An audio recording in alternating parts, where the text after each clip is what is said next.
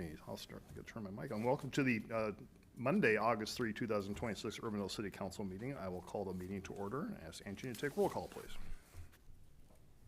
Bodie. Here. Cacciatore. Here. Kroll. Here. Carberry Montgomery. Here. Rosendahl. Here. All right, please stand for the Pledge of Allegiance as you're able. I pledge allegiance to the flag of the United States of America and to the republic for which it stands, one nation, under God, indivisible, with liberty and justice for all.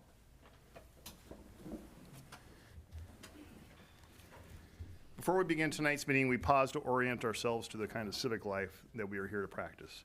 Civility, as we understand it, is not politeness, etiquette, or agreement. It's an inner disposition rooted in recognizing the equal human dignity of every person present, including those with whom we sharply disagree. Each of us is responsible for how we speak, how we listen, and how we conduct ourselves. We are not responsible for controlling one another's views, reactions, or conclusions. This space belongs to all of us. We will speak honestly, refrain from demeaning or coercing one another, and remain present even when the conversation is difficult. By holding one another in view as persons rather than obstacles, we sustain the trust that makes shared civic life possible in Urbandale tonight and beyond. With that, is there a motion to approve the agenda? So moved. Motion by Carberry Montgomery. Second. 2026. Whereas the Urbandale Police Department is sponsoring its 17th annual Crime, Drug, and Violence Prevention Program on August 4, 2026, entitled National Night Out. And whereas nationally, the 43rd annual National Night Out provides a unique opportunity for the city of Urbandale to join forces with thousands of other communities across the country in promoting cooperative police community crime prevention efforts. And whereas the residents play a vital role in assisting the Urbandale Police Department through joint crime, drug, and violence prevention efforts in the city of Urbandale and supporting National Night Out 2026 locally. Whereas it's essential for all residents of Urbandale to be aware of the importance of crime prevention programs and the impact their participation can have on reducing crime, drugs, and violence in Urbandale. Whereas police community partnerships, neighborhood safety, and awareness and cooperation are important themes of National Night Out program. Now therefore, I, Robert Andewig, Mayor of the City of Urbandale, on behalf of the Urbandale City Council and the entire community, do hereby proclaim Tuesday, August 4, 2026 as National Night Out and call upon all residents of Urbandale to join the Urbandale Police Department in supporting the 43rd Annual National Night Out on August 4, 2026. I've asked Chief Johansson to come up here and accept this.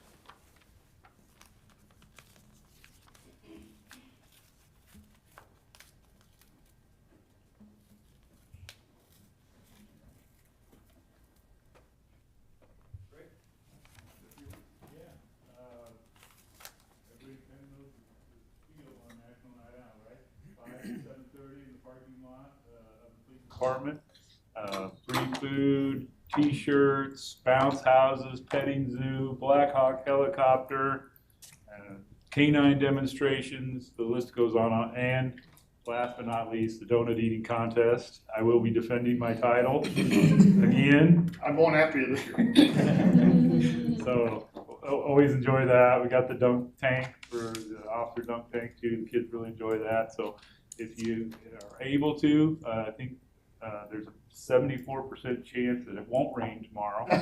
So, and it's never rained on National Night Out, so we're holding it to that. So hopefully everybody can come out and enjoy it. All right, thanks, Chief.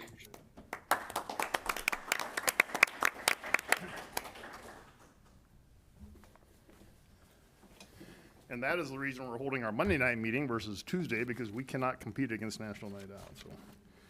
So thanks, Chief. Nor Park. Yeah, exactly. All right, we are in the public forum. This is your opportunity to address the council on something that's not a part of tonight's public hearing. I know we obviously have the bike ordinance on the agenda for tonight.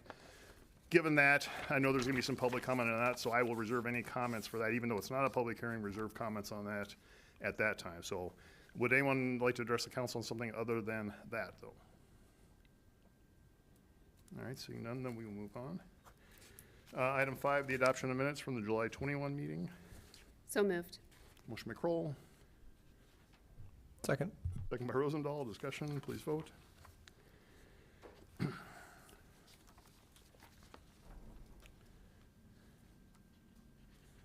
That passes. The consent agenda, we have 16 items for approval. I'll move the consent agenda. Motion by Cacciatore, Second. second by Carberry Montgomery. Discussion, please vote.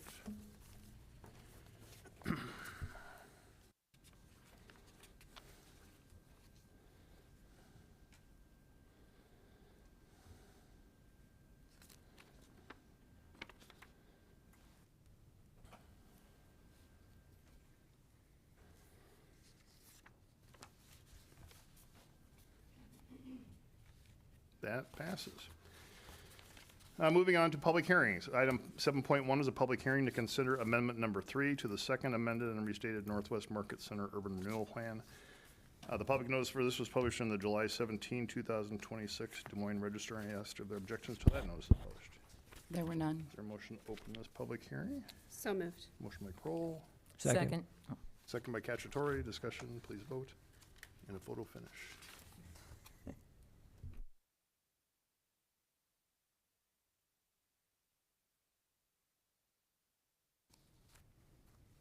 That passes. And Aaron?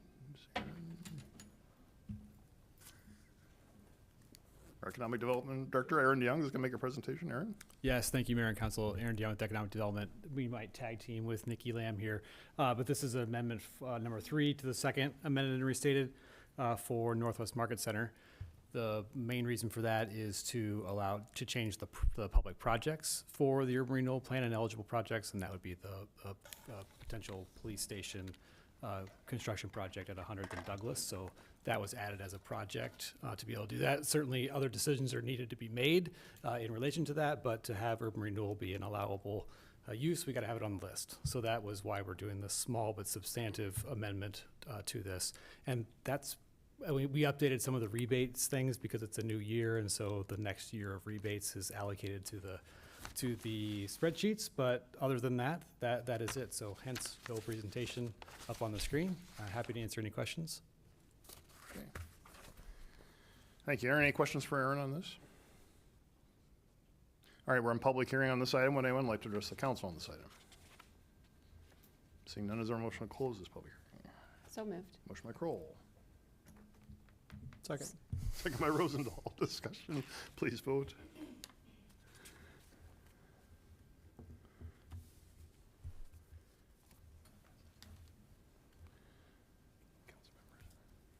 That passes.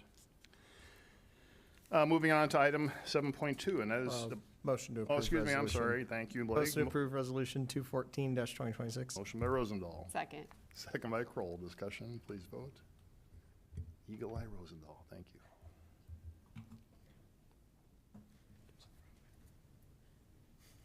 That passes.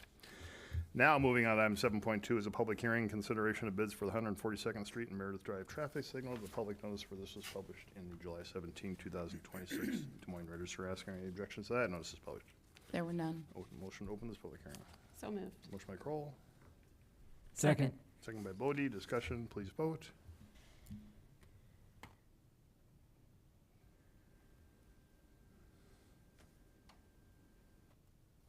That passes. And to introduce this is our Engineering and Public Works Director, John Larson. John? All right, good evening, Mayor, members of the council. Yeah, this is our bids for our traffic signal project located at 142nd Street and Meredith Drive. Last Wednesday, July 29th, we received 2 bids on this project. We're recommending the low bid from Iowa Signal in the amount of $284,431.59. Their bid was almost $134,000 or 32% less than our engineer's estimate. With this project, we also have a 28E agreement with the city of Grimes. As y'all recall, the southeast corner of this intersection is still in Grimes. We have an annexation agreement that would allow that to come into Urbandale at whatever time they so choose. But if by some chance the property remained in Grimes, developed in Grimes, then Grimes would owe us 25% of the total cost of this project. The 28E also outlines that we're the lead agency. We pay all the initial costs. And then just want to note the city of Grimes did approve the 2080 at their meeting last week. And with this project, we have an interim completion date, which is not one of our standard things. I'll explain in a minute, of November 13th of this year, and a final completion of June 11th.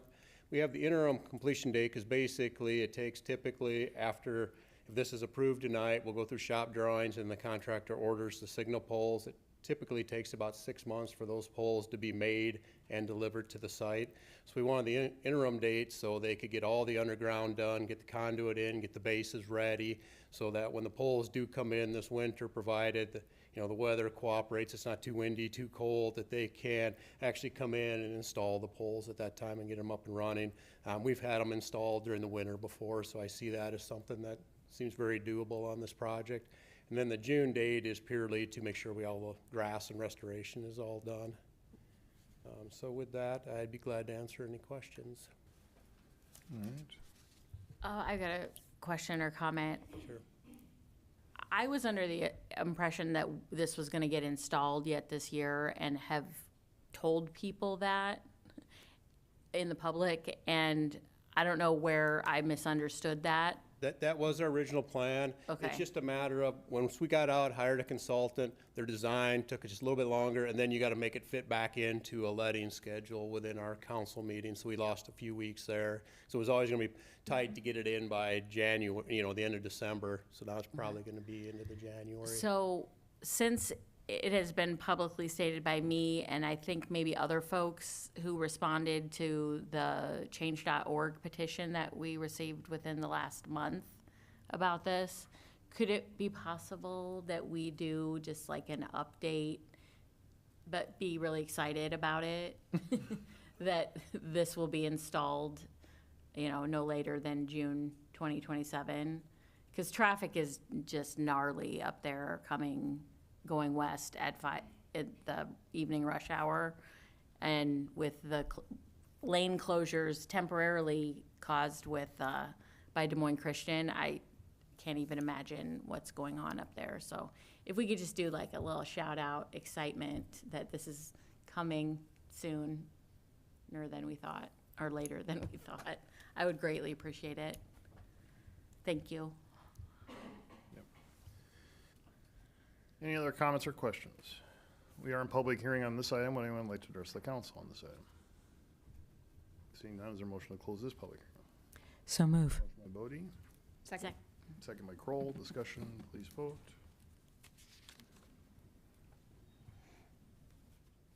That passes.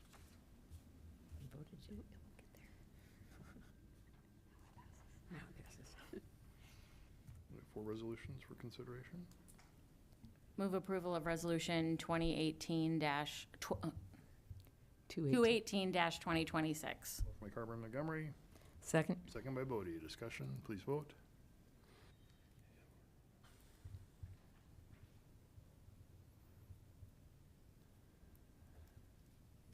That passes. Move approval of resolution 2019-2026. Motion by Carberry Montgomery, Second. Second by- 219-2026. motion by Bodie. Discussion, please vote.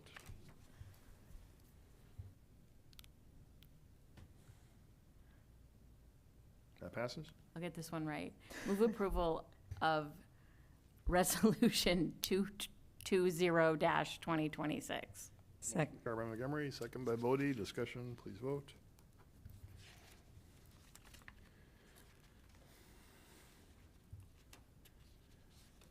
That passes.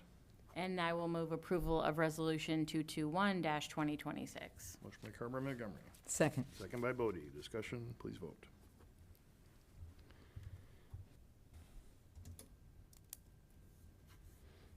That passes. And as Bridget said, I know we do great on our communication, but, as I've always said, when we talk about traffic signals, you don't order these on Amazon and get them by 4 a.m. delivery, so you gotta have a little lead time on them. So I know, John, you've done that, and it's just a matter of getting it spec'd and engineered and getting it there on time, but we'll get the communications out. Thank you, John, on that one. And move on to item 7.3, and that is a public hearing and consideration of bids for the 2025 stormwater project for Bent Creek Park. The public notice for this was also published in the July 17, 2025 Des Moines Register. And are there any objections to that? Notice is published. There were none. Is there a motion to open this public hearing?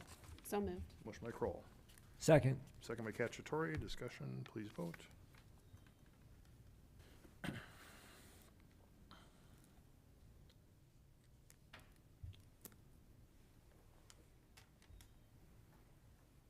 passes. John? Okay, so this is the bids for our stormwater project that's located in Bent Creek Park. I want to give just a little background again on how we got here. One of the goals in the Walnut Creek Watershed Management Authority's 5-year plan was to try to increase the capacity and storage within our watershed. And then Urbandale's individual goal is try to add 5 acre-feet of storage per year. And with this project that we're about to talk about, it would be able to add approximately 12 acre-feet. So we're getting almost a little over 2 years worth of our goals right off the start here. And then kind of want to remind everybody that back on our June Lunch and Learn, that's when Polk County came in and gave us a summary of their report that was called the City of Urbandale Walnut Creek Floodplain Management Recommendations. And what they did in that report was kind of come up with ways to help us figure out how to implement the Watershed Management Authority's plan. And one of those goals, or one of the things they're talking about, is holding extra water on the landscape. So looking at back to last week, then on July 29th, we received 6 bids on this project. We're recommending the low bid from JC Midwest Services in the amount of $324,313. This was just slightly, a little over $5,000 more than our engineer's estimate, or 2%. And we're looking at this project being done in June of next year. So just kind of explain the project. So at the bottom of the screen, we have Meredith Drive. 148th Street is on the right, 151st on the left. So this area kind of through here is all park ground, and we have the trail comes up along the west side of the park. Then here's the bridge at Meredith. So here's our creek, comes through. It's on the east side of the coloring here, kind of continues up and through.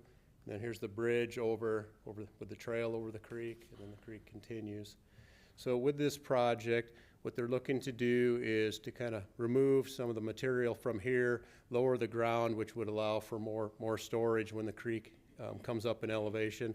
We'd also look to add some riprap rock, which is this darker brown through here, and the yellow and a little bit of brown here. It's one of those, when you use somebody else's CAD file to create your figure, the colors are what the colors are that you get. So it's all this kind of yellow, and the brown here is the grading area that'll happen. And then just kind of show you, in their typical section, in my mind, is kind of reversed. So the west side is over here. This is the east side. So we'll have some riprap to protect the channel. Then this is kind of the existing ground up here. So what we'll do is we'll lower that, remove this material, and then basically when the water comes up, it can flood into this area. The water goes back down, it will drain back down to the creek. So I guess with that, I'd be glad to answer any questions.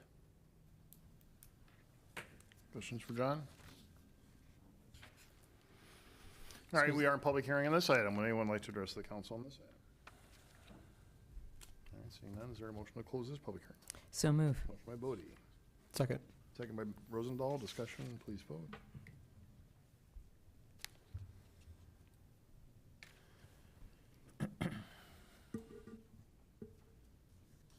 That passes. We got 3 items for consideration. So quick question before we do any motions. So this is like, key to this is like slowing down high levels of water, like, or is it just trying to like make sure that we're retaining? It lets us store it again. Okay. So basically, instead of maybe getting down to the next restriction at the bridge, it kind of holds some of it back further up and lets the water kind of subside down by the bridge. Gotcha. Move resolution 227-2026. Motion by Bodie, Second. second by Rosendahl. Discussion, please vote.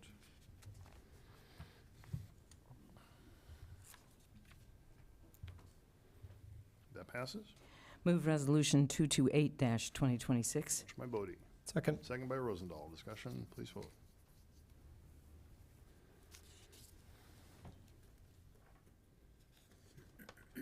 That passes. Move resolution 229-2026. Motion by Bodie, Second. second by Rosendahl. Discussion, please vote.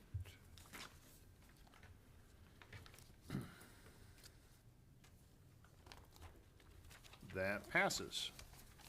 Moving on to item 7.4, and that is a public hearing and consideration of bids to consider for the community entrance signs Phase 5. The public notice for this was published also in the July 17, 2026 Des Moines Register. And ask if any objections to that notice is published. There were none. Ask for a motion to open this public hearing. So moved. Motion by Kroll, Second. second by Cacciatore. Discussion, please vote.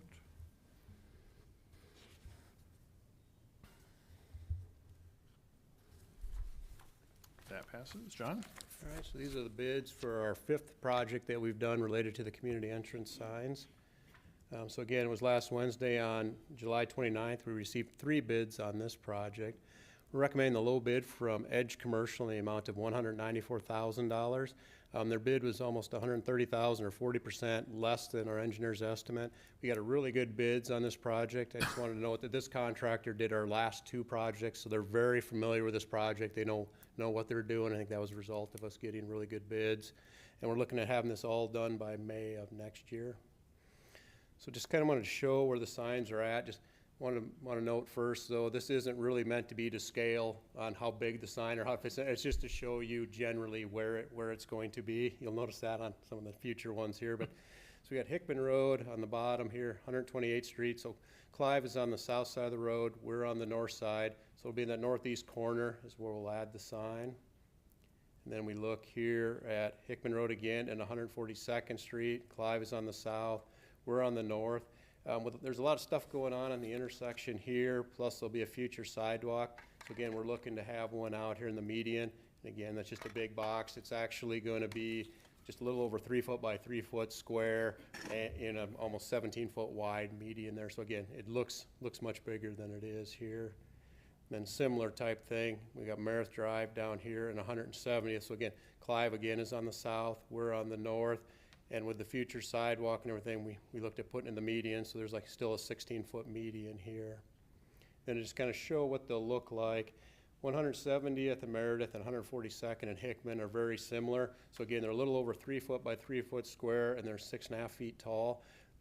For instance, at 156th Street, at our south corporate limits with Clive, it's very similar to that sign. And then over on 120th and Hickman, we had room to put our larger sign, so this one will be 19 feet tall.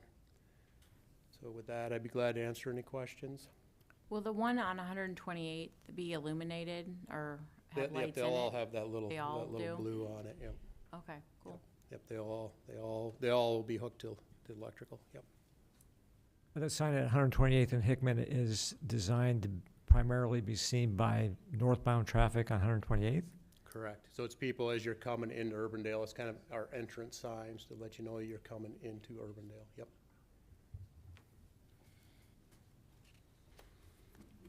All right, any further questions? We are in public hearing on this item. Would anyone like to address the council on this item? Seeing none, is a motion to close this public hearing? So moved. Motion by Kroll, Second. second by Cacciatore. Discussion, please vote.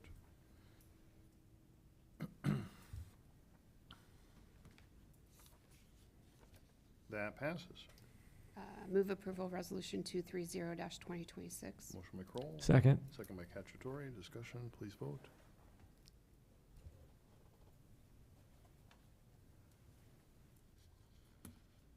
That passes. Move approval resolution 231-2026. Motion by Kroll, Second. second by Cacciatore. Discussion, please vote.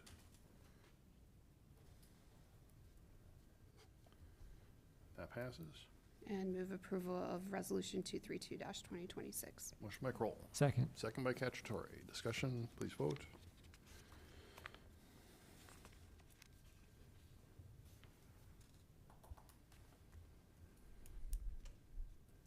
That passes. All right, moving on to regular agenda items. Next is item 8.1, and that is to consider ordinance 2026-30 regarding the regulation of bicycles. And I'm going to ask Chief Johansson to come up to make a presentation. Now, as I said at the beginning of the meeting, this is not a public hearing. I know there's some folks in here that have interest in this, and I will recognize that after the chief.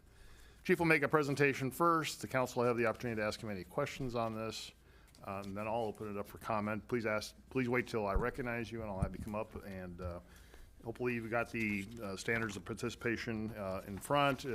We have a 5-minute discussion time for comments. Please direct your comments to the council. Certainly after this, if there are any questions, this is just the first reading tonight. So if there are any questions after tonight, we will consider this at 2 more readings of the council. So if you have any comments or questions after tonight, please email or get back to us on that. And with that, Chief, I'll turn it over to you to make a presentation.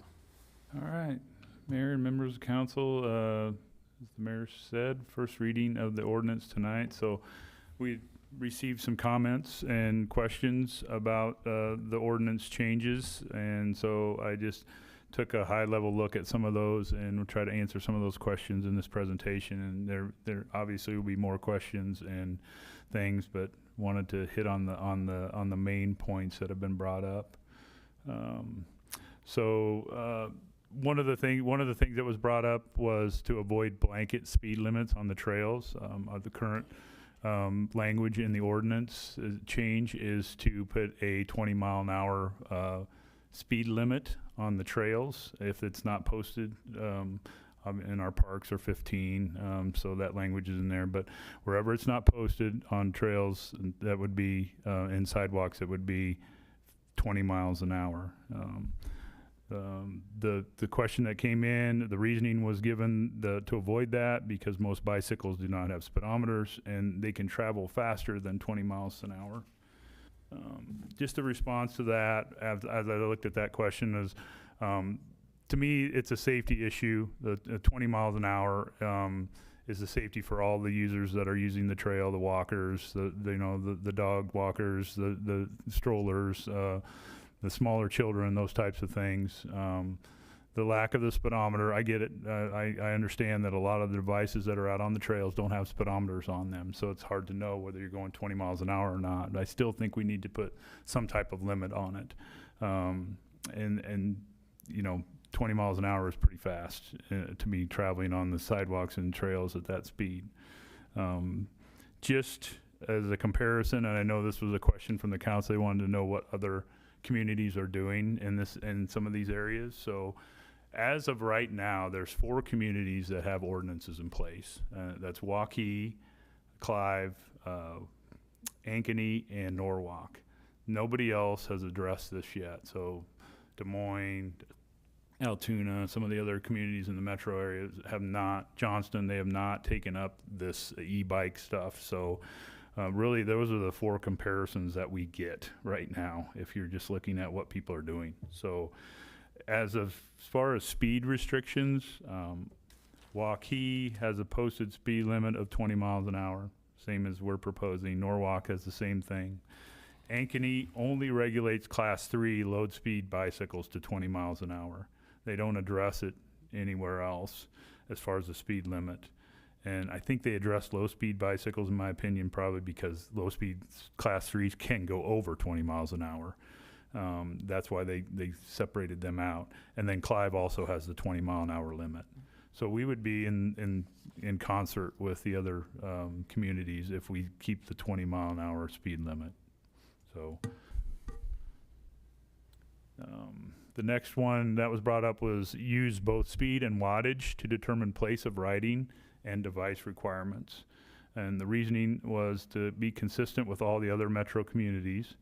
And speed is easier than motor wattage for parents and riders to understand.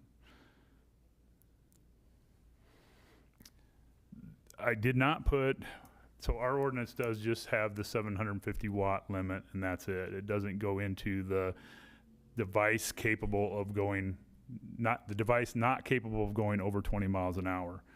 I did not put that definition into the ordinance right now because I personally thought it was very confusing to people. So the definition actually states, if you look at it in the code, Iowa code, it's cannot go over 20 miles an hour with a 170-pound man on level ground or person on level ground. That's how they determine whether a device can go over 20 miles an hour. To me, that's difficult. So manufacturers do make their devices to stay under that maximum speed of 20 miles an hour, but there is no database available that says, hey, I've stopped this device. Now let me look at the list and see if it's capable of going over 20 miles an hour. There is no database that's available to look something like that up. So when I went through the ordinance, my thought was, okay, well, let's just stick with the 750 watts. That's easy. It's tagged on the device, or it can be look up the device and make and manufacture until it's 750 watts. But I don't have a database where it says that other restriction. Now, that being said, all of the other communities have some type of version of that. Their language isn't exactly the same. Waukee does use the exact language of the 170-pound person and goes into that detailed description. Norwalk just has it where it's can't go over, the device is manufactured so it can't go over 20 miles an hour. And the other communities are the same. They have some type of wording that says the device is manufactured so it doesn't go over 20 miles an hour. Waukee's the only one that put in the actual definition of how that's determined, how these manufacturers are determining that from happening. So, Chief, do you know if there are any e-motos that have wattage as low as 750? yes, I'll get to that in a minute Okay. about the kind of how e-motos, how I think it gets a little difficult to separate them. But yes, there are e-motos out there that are 750 or less out there. Just as far as ease of understanding for the public and for people that are buying these devices, and then for the officers enforcing, I did get several comments after I did my first presentation to council that made it really simple to have that 750 watt limit. It just made it really simple to understand and what was legal and what wasn't. So again, I'm not opposed to adding that language about the 20 mile an hour limit. I'm just not exactly sure how we would go about if we had to determine that out on the trail or somewhere. If someone is under 16 and not licensed, is it legal for them to ride an e-moto that's 750 watts? Currently, no, no. It's an electric motorcycle. This would be allowing that to occur as the ordinance is written, drafted right now. The way the ordinance is drafted right now, if you had a 750 watt or less e-moto, you would be able to operate on the trails and sidewalks. So long as you have a license. So, No license requirement. all right. Nope, Okay, that was because you're on the trail or sidewalk. Right? So if we had it where it was less than 750, would So- that, I mean, not equal to, but less than 750? So the state tried to stay consistent with the state with the class 3 or with the classes of low-speed bicycles, and they changed their definition to say 750 or less. So they include 750 and less. So anything greater, so 751, now you're not going to classify as a low-speed bicycle. So I use that same 750 wattage, and that's what all the other ordinances around are using as well. They're using that guide from the state code as that breaking point and what you allow and what you don't. Let me go a little further here, and then I think we can come kind of circle around to this. So then this is where we're kind of heading with the conversation, I think. Prohibit all motor vehicles and high-speed pedestrian conveyances from sidewalks, trails, and bike lanes. The reasoning that any device that goes over 20 miles an hour on motor power alone should not be allowed on the sidewalk, trail, or bike lane. And no e-moto or motor vehicle should be allowed on the sidewalk, trail, or bike lane, regardless of motor wattage. And this is where we get into this discussion that we kind of started here. So the current language would allow any device with 750 watt or less. The ordinance prohibits operating at that device. Even if it's capable of that, it's not allowed to go over 20 miles an hour. If the device is capable of it, you're still not supposed to be doing it, okay? And that goes for bicycles and everything else, and the low-speed bicycles as well. So that class 3 low-speed bicycle can go 28 miles an hour. But on our trails, if we keep the ordinance the way it is, they can't go over 20. Bicycles going down a hill, doing whatever they're doing, they can't go over 20 miles an hour. The definition of e-moto, to me, gets difficult. If you look at the photos on your screen, which ones of those do you think is called an e-moto? It's only one of them. The rest of them are called scooters. So it gets really gray about what manufacturers are calling their devices. Now, we can come up with a definition. Most of the other communities, they really aren't trying to define e-moto, even though some of them do define e-moto a little bit. What they're saying, they're calling them high-speed transportation devices, or have some type of terminology that tries to, and it's anything that can go over 20 miles an hour. it's manufactured that it can go over 20 miles an hour, or it's greater than 750 watts. So I would encourage you that if we are going to add that 20-mile-an-hour manufacturing thing, that we don't get into the whole, hey, if it's an e-moto, it's banned no matter what. I think you still stick with 750 watt limit and not manufactured to go over 20 miles an hour. Can you quickly walk us through what would happen from a legal perspective if, say, you pick someone up that was at 750? Would that get thrown out? How would that move forward if you cited someone? If I cited them, I'm sorry, You cited them, they were 750 or 740, whatever, and they're an e-moto. Would that get thrown out if they fought it? under this new, or under the current language in the ordinance as I have it written now. Yeah. So, yeah, because we allow that. The way I have it written right now, if it's below 750, even if it's called an e-moto, it would be able to be used on our trails and sidewalks. But it couldn't travel beyond 20 miles per hour. But it's still, the speed limit's the speed limit, right? So no matter what, for every device that's out there, you're not supposed to be going over 20 miles an hour. Even if the device is capable of that, and again, that's a class 3 low-speed bicycle. That's a bicycle without any motor, can go over 20 miles an hour. There's a lot of devices out there that can go over 20 miles an hour.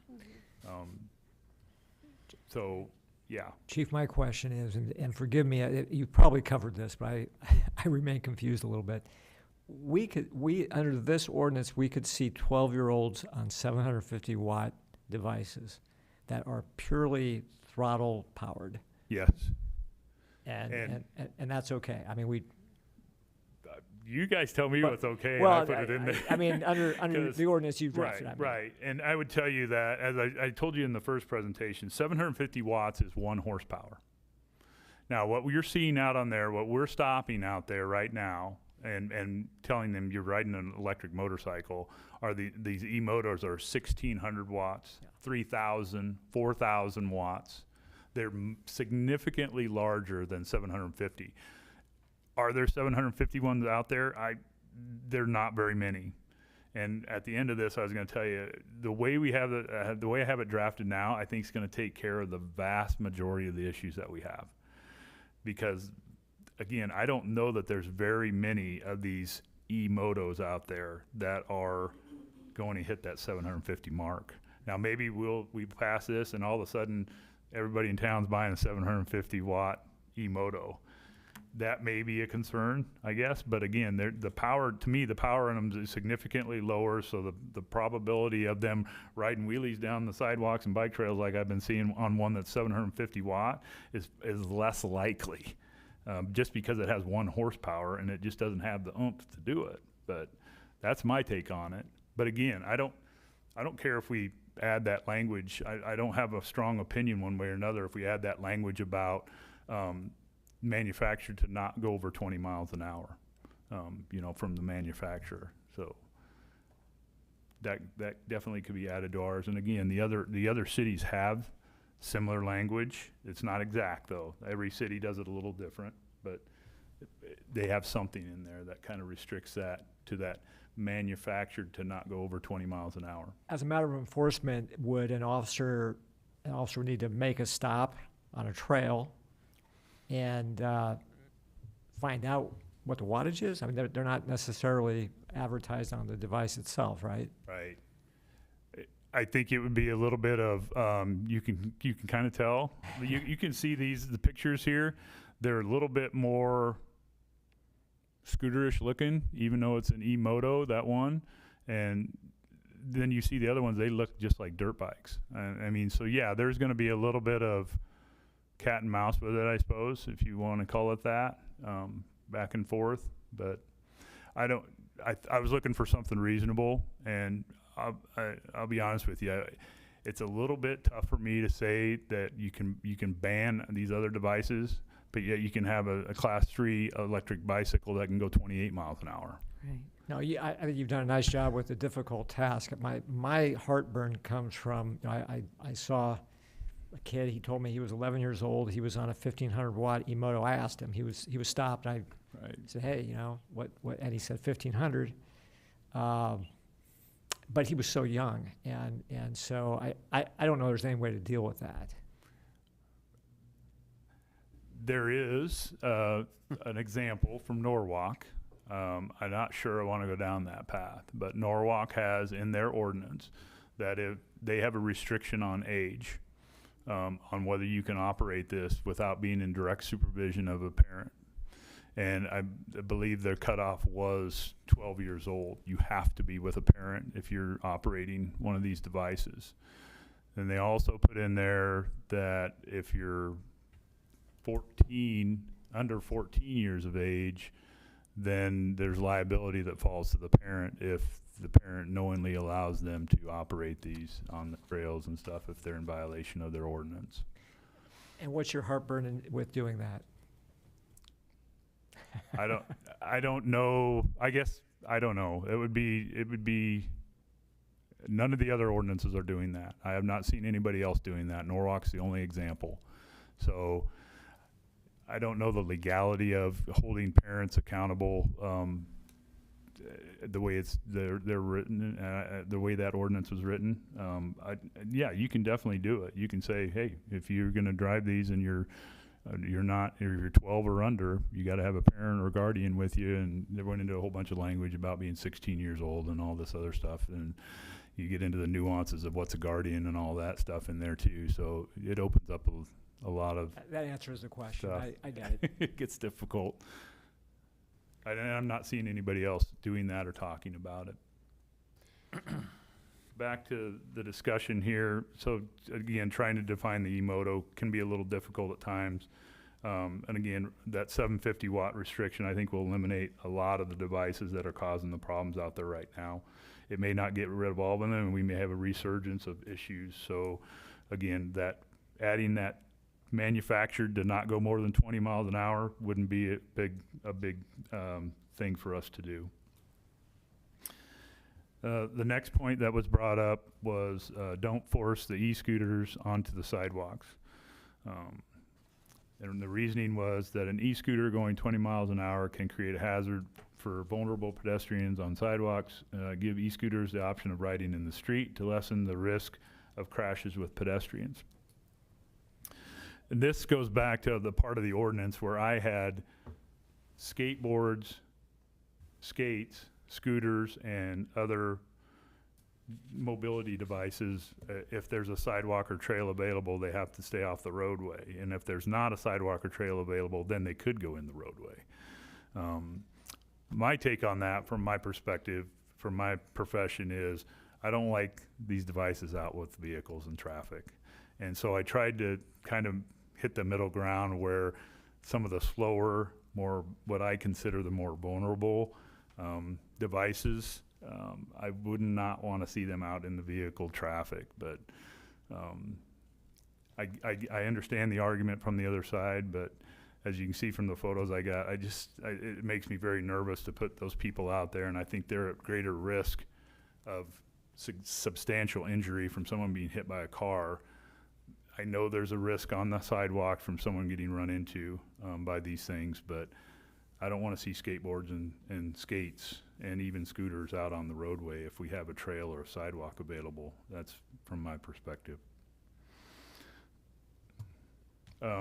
Just for a quick reference to what everybody else is doing on that.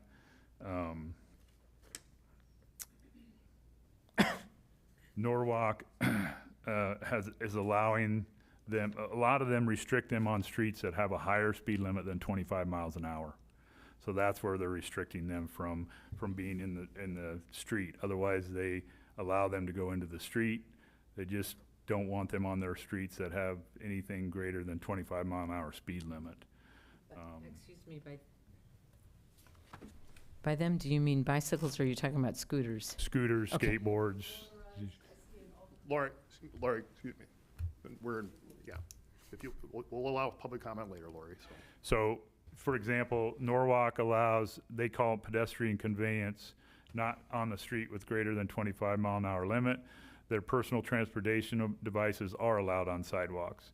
personal transportation devices are not allowed on sidewalks in business district where the sidewalk abuts a building. There's just, every ordinance is different. And so consistency throughout, we're just trying to get the main points, you know, but we will never get to the nuance where every ordinance is exactly the same. Walkie, scooters, pedestrian conveyances, skates, skateboards are prohibited from the street unless sidewalk, trail, or bicycle lane does not exist, and they are allowed on sidewalks. That's what our language says, very similar to walkies. Ankeny, electric scooters, and personal transportation devices shall not be ridden in the roadway with a speed limit greater than 25. If there is a trail, bike path, or bike lane, riders of scooters and personal transportation devices shall not use the roadway. Scooters and personal transportation devices can operate on a sidewalk unless prohibited by signage where the roadway has a speed limit of greater than 25 miles per hour and there is not a bike path, bike lane, or trail.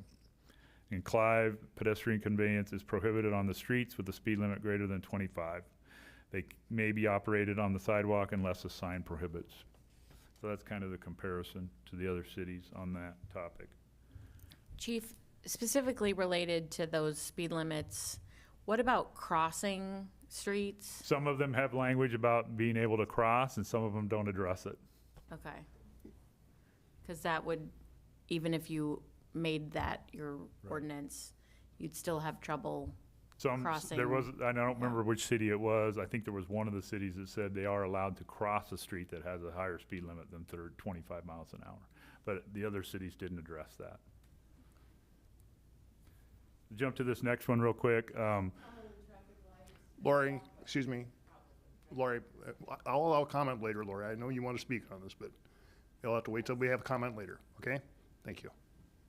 So another thing that was brought up was mandate 3 feet of lateral passing distance. And this was, the reasoning behind it was vehicles should not pass within 3 feet of a bicycle. Vehicles should delay passing until the 3 feet can be obtained.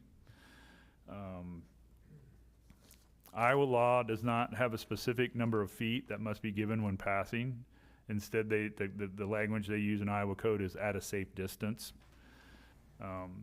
It's been a point of contention, I think, for years with the bicyclists about mandating that 3 feet, and it's never happened in the Iowa code.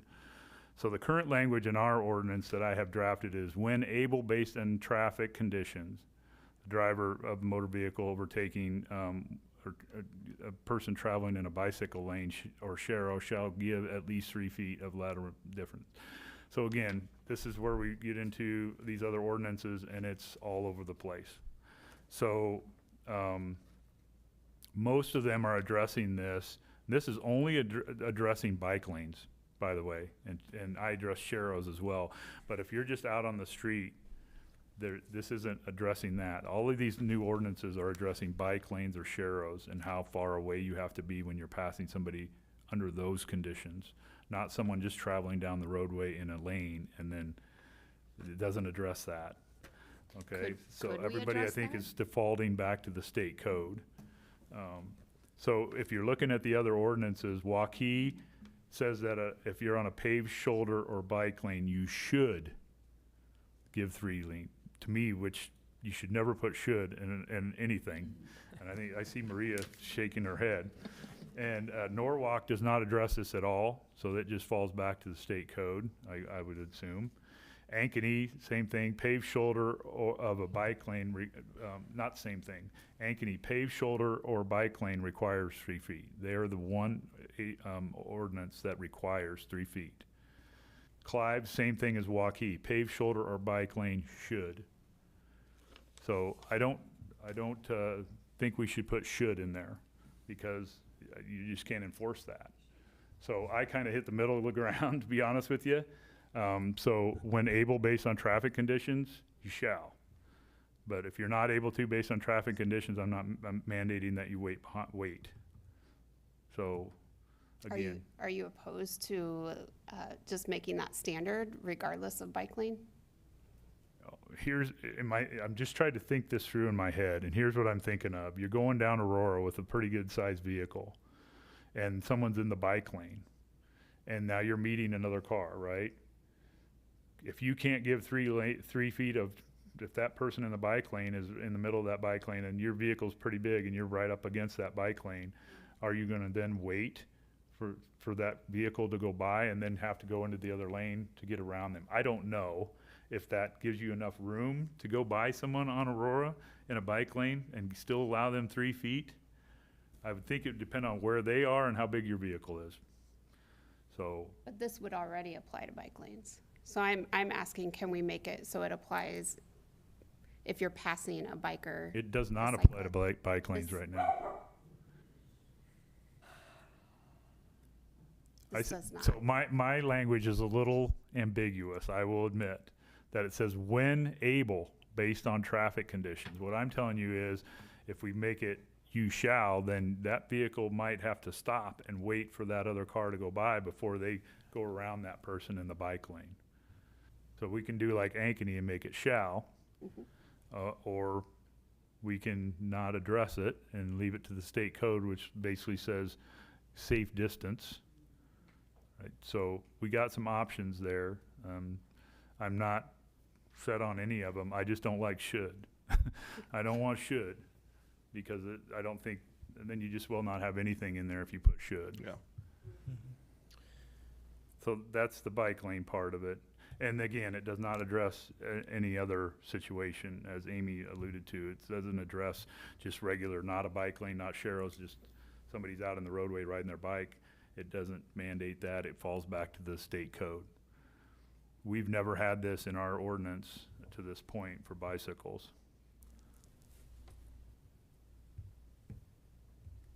All right, we keep jumping. You guys' wheels are spinning, I can see it. We'll jump ahead to the fine. And the suggestion was to reduce the fine amount. And the reasoning was a $750 fine is disproportionate to the offense. We talked about this a little bit in my first presentation. It's up to $750. The fines are set by the magistrate. And what we saw, if we're comparing it to what our fireworks, which is exactly the same language, the courts have been setting the fines at $100 plus cost normally. The one thing I do like about it is if we have a repeat offender, we could argue at that time for an increased penalty. And I also would argue that $25 is too low. And I think I gave that same information the first night. For comparisons, Norwalk is $50 for first offense, $75 for second offense. If you created an injury because of your because of a violation, the fine first offense goes to 100 and second offense goes to 150. Clive is 25, Waukees 25. Ankeny is the same language as ours, not to exceed 750 first offense and not to exceed 1,000 on second and subsequent. That's the same language that we have. Chief, a quick question on the fine structure. Like, if you were to cause an accident through negligence, things like that, wouldn't there be other things that like would kick in at that point? Like there would be like a, I don't know, like a Civil like claim? negligence or Oh, something. Yeah, like There something. definitely could be civil, Right. but we don't deal in that. Okay, that wouldn't be so that yeah. even That if would it be was an them accident. contacting their own personal attorney Mhm. and suing the person that caused the damage to them. But we don't get involved in the civil process other than turning over all of our records when asked to do so. And we don't require insurance, correct? On these devices, Right. no, we're not requiring insurance, and I have not seen that in any of the other ordinances. And that's specifically like that's specifically for like the 750 and below, like anything 750 and above, that's a vehicle where in how it's currently written, that would be license, registration, all of that stuff, like 750 watt and above, right? I'm confused. Yeah. Like, sorry. 750 watt and above, that's like you would need license, you would need registration, everything like that. Right, yes. If you're operating out in the roadway, you have to license, registration, proof of insurance, lights, everything that a motor vehicle or a motorcycle or a motorized bicycle, they all have the requirements in the state code. But the same device on a trail would not require those things, a 750 watt device. No. Okay. Just be clear. I would like us to maybe consider adding some language about accident or causing injury. I don't know which city you said had that, but that the fine increased. It did, but to me, it didn't increase very much. No, no, I it would, didn't. I would, I would- like the acknowledgement of right. that. I would argue that that would be where you would go down in front of the magistrate and say, instead of your, the standard, what I'm saying has kind of been the standard $100 fine that we've been seeing come out of these up to $750 tickets. We would go down and argue this person caused this much damage to property or personal injury. Your Honor, I would request that you consider that when you consider the fine amount. And it could be then up to $750 instead of what Norwalk has specified as 100 or 150. Maria, do you have any thoughts on that? I guess I appreciate that knowledge, but I guess from a more lawyer side of things, is that? So either approach is fine. I would say, though, if a person comes in to their initial appearance, if there is an initial appearance set, rather than setting it for a pretrial or trial, we may not have an opportunity to request a specific fine amount. But if this is going to be cited as a municipal infraction, it should be set for a court date in which legal counsel or law enforcement would be present and would then make that request. We can also request restitution in criminal cases, but in municipal infractions, there's not a direct opportunity to request damages for the victim. It would be primarily a collection of a fine amount. Well, as long as what you're saying about there being an actual hearing, I mean, I think I'm good with what we have. Right. Then. It's not a set fine amount, so there would be a court appearance required. Okay. Then I think I'm okay with that. It depends. I mean, unless other people want to include that language, but I think the acknowledgement of injury or damage is something that we need to make sure we're bringing to the judge. That is all of the main points that were brought forward, at least the main ones, and so I tried to address them as best I could and cause some discussion. So eager for some direction from council on where you want to go from there, but I know there's some other people here that want to speak as well on this topic, so if you have any other questions for me, I'd be happy to try to answer them. It is a quagmire of confusion out there with these ordinances and the different devices and all the things. Can I just ask one question to make sure I was kind of hearing you correctly? When you were talking about the scooters and that kind of thing, requiring them to be on a sidewalk unless there was no sidewalk for them to be there. If I heard right, a lot of the other ordinances are if the street speed limit is 25 miles per hour or less, it wouldn't matter whether there's a sidewalk or not. The scooters and those kinds of devices could actually be in the street. Did I hear that right? Is that kind of what others did? Yes. Okay. Yep. Thanks. Well, I have something that's definitely going to cause discussion, and in consulting with some other Metro City Council members, I know there is some contemplation regarding requiring helmets for those under 18. And that is something that I would like us to ponder, and I would be in favor without further discussion, which I'd like. I mean, at this point, I would like us to consider including that in this ordinance. I had a similar question, Chief. I think there's one jurisdiction that requires helmets for those under 15. Yeah, it's Norwalk, and I think it's 15. They had 3 different age limits in there: 12 and under for supervision, I think 15 and under for helmets, and then the 14 and under applied to the liability going to the parents if they knowingly allowed them to operate in violation of the ordinance. What's your view of that from an enforcement standpoint? Sorry to put you on the spot.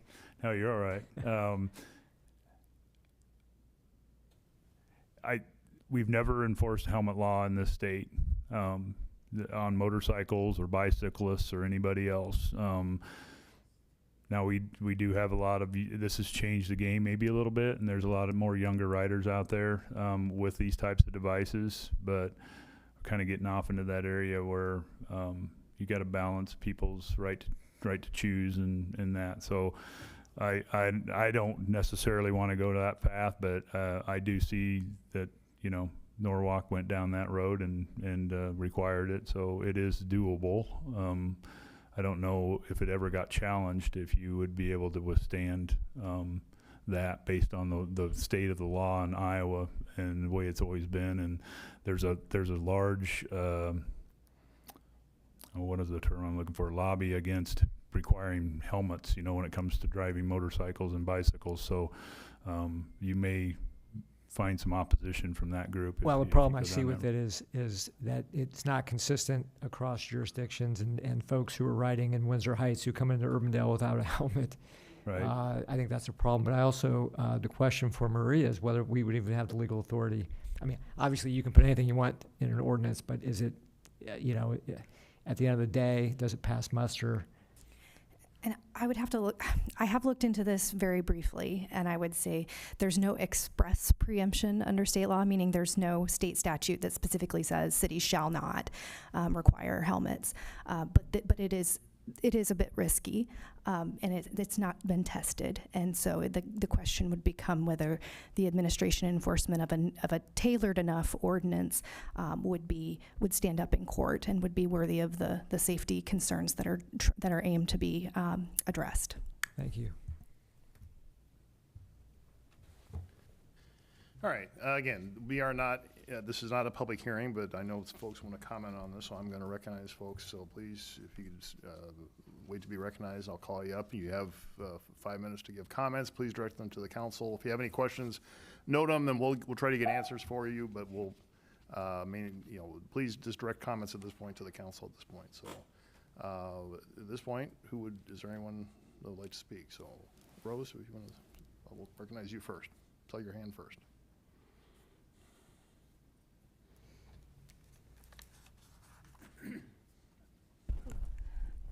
Ooh, tall guy. All right, short girl.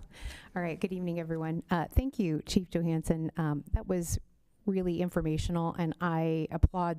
If you can just give your name and address for the record. Yep, I'm sorry. Thank you. Hi, I'm, good evening, Mayor and council members. My name is Rose Willie Farver, and I serve as the president of the Iowa Bicycle Coalition. I am also an Urbandale resident.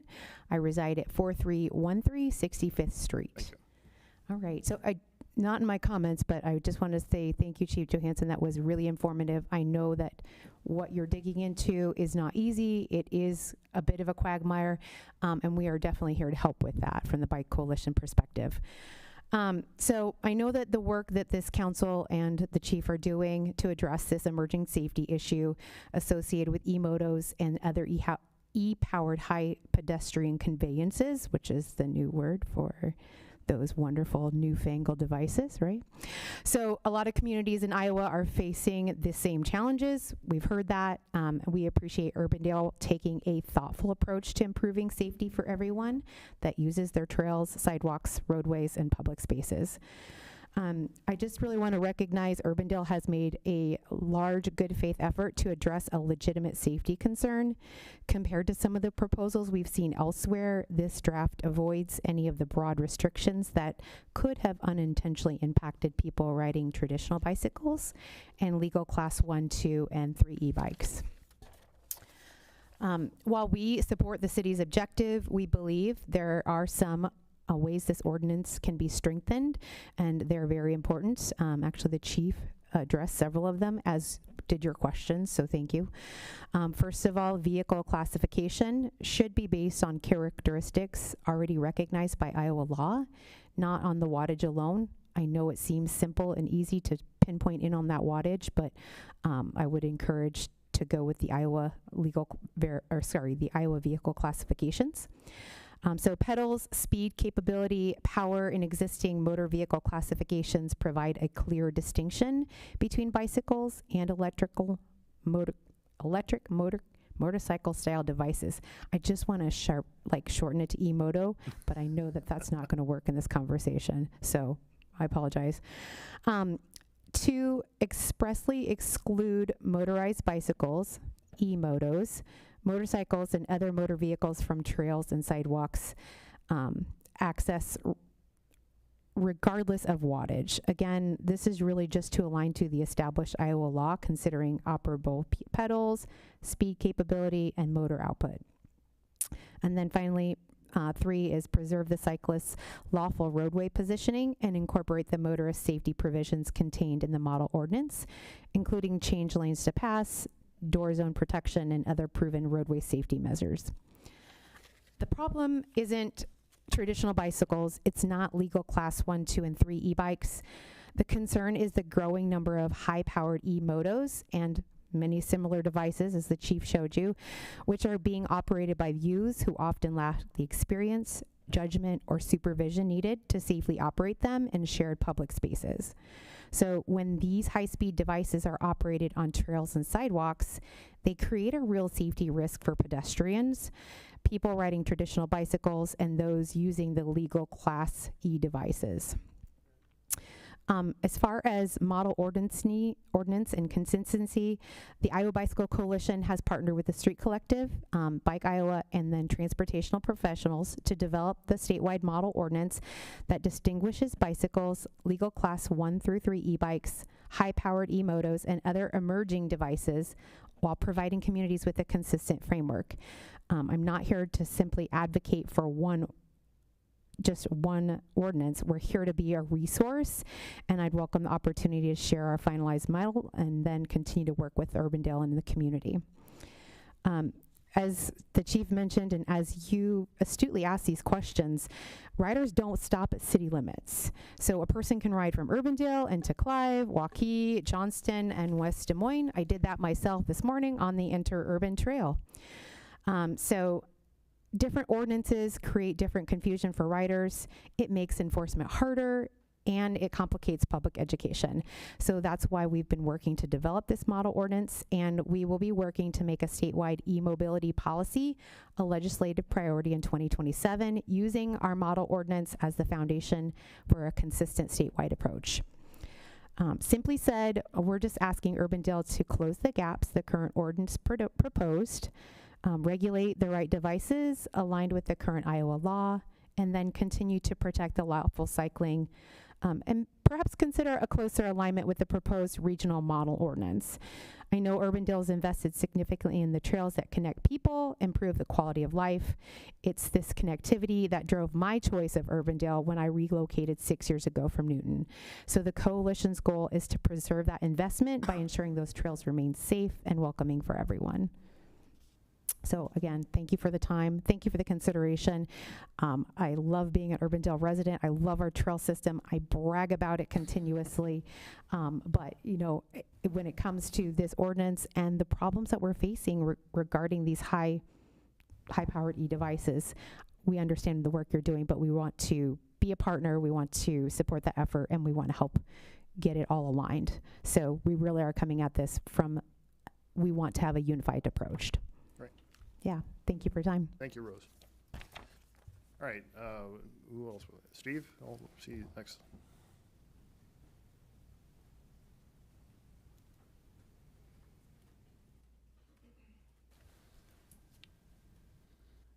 Good evening. I'm Steve Lytle. I live at 7921 Greenbelt Circle. I live on the bike trail at Lakeview Park. And I can tell you from personal experience, having been almost hit numerous times while mowing my yard, that it's dangerous out there. And we've got a lot of 10, 11, 12, 13, 14, 15-year-old kids, sometimes riding in groups of 5 or 6, racing around Lakeview bike trail, cutting across, doing wheelies, tearing up dirt, jumping their bikes. And from my experience, I think simply limiting the power of a bicycle to 750 watts or is not sufficient. I think you need to limit bikes and devices capable of going more than 20 miles per hour. If they're manufactured to go more than 20 miles an hour, these young kids are going to go to whatever the max is they can do on those devices. And so you haven't solved the problem simply by saying, well, if it's less than 750 watts, you're okay. I have the same problem with Class 3 bicycles. Class 3 bicycles are capable of being self-propelled, going up to 28 miles per hour, and in the hands of kids, you know, they'll go ahead and ride them that fast. I don't think they can be self-propelled, though, Steve. Pardon? I think you still have to pedal for a Class 3 Not on a bike. Class 3, I don't believe so. I believe they are capable of self-propelled. And so I think Class 3 bicycles ought to be looked at too. But anyway, anything that is manufactured to go more than 20 miles per hour, I think is a problem. I don't care if it's a scooter, a bicycle, a e-moto, whatever it is. They shouldn't be on our trails. They're not compatible with people walking with dogs, kids. And I think parental supervision at a certain age ought to be mandatory, adult supervision. Because, you know, these young kids, once they get speed in their hands, they're going to use it. And it's a real problem out there. So we need an ordinance. Unfortunately, the communities haven't been able to get together to have a regional consistent ordinance, but we need to do something. We need to do it now. It's dangerous out there. The other thing is, are we really going to enforce this? We used to have bike patrol. Randy Leventhal used to ride his bike through my neighborhood. We had a bike patrol, officer bike patrol. I haven't seen that in years, and that's part of the problem. We don't have anybody out there supervising, and so we have a jungle, as it were, and it's getting worse, not better. So please take action. Thank you. All right, thank you, Steve. All right, would anyone else like to address the council? Alex, I'll recognize you next.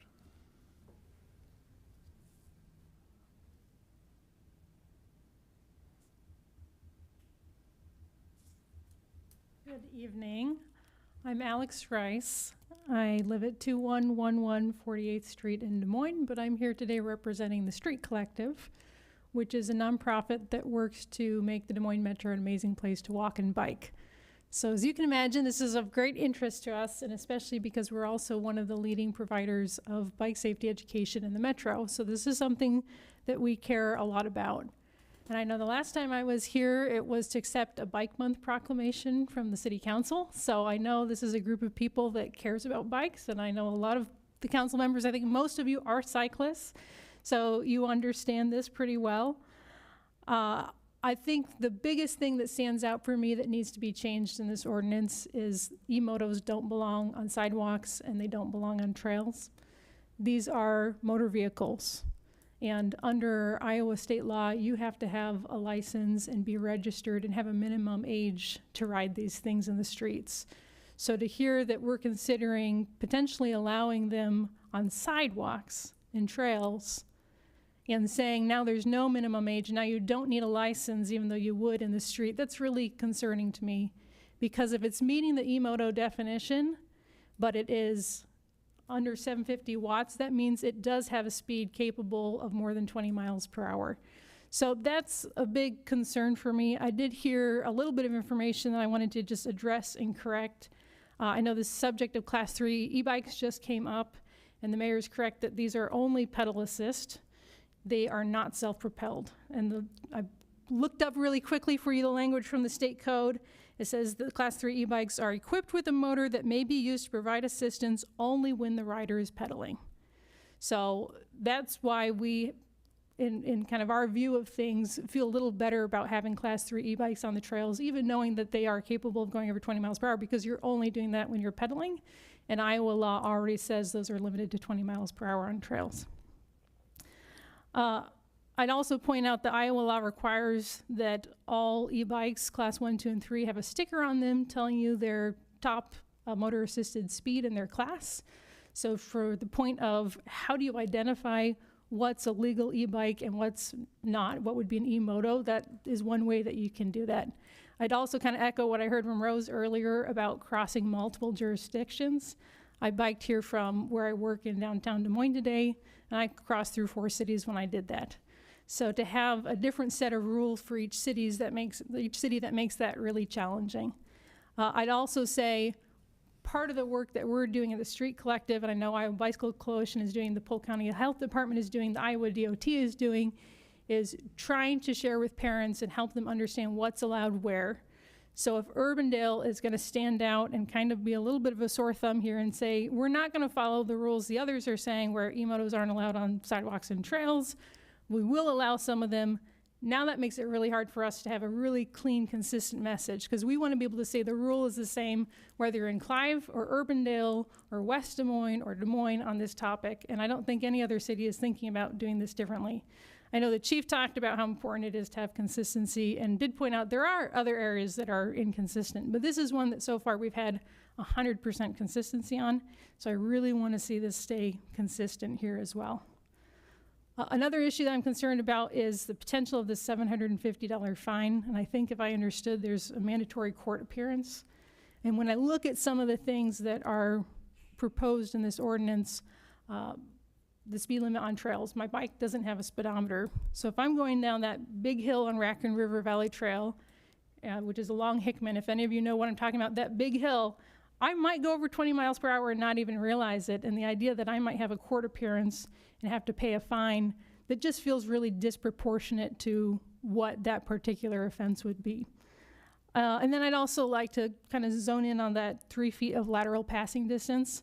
If we're saying we're going to allow a car that's not willing to slow down to pass a bike within less than 3 feet, I mean, what are we talking about? 2 feet, a foot? That just gets really, really dangerous.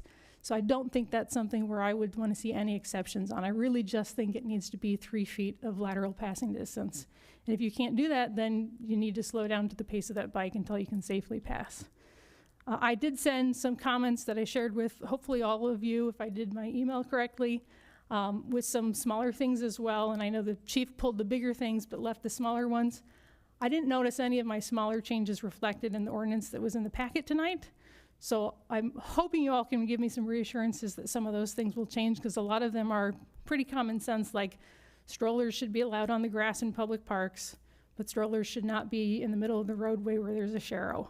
Or the ordinance should comply with the Americans with Disability Act. So there are a couple of those smaller things that I had kind of expected that in the version of the ordinance that came with the packet today that we would see those in there, and they haven't been changed yet. So I'm hoping that that's something that the chief will reassure me shortly is going to be changed in the process.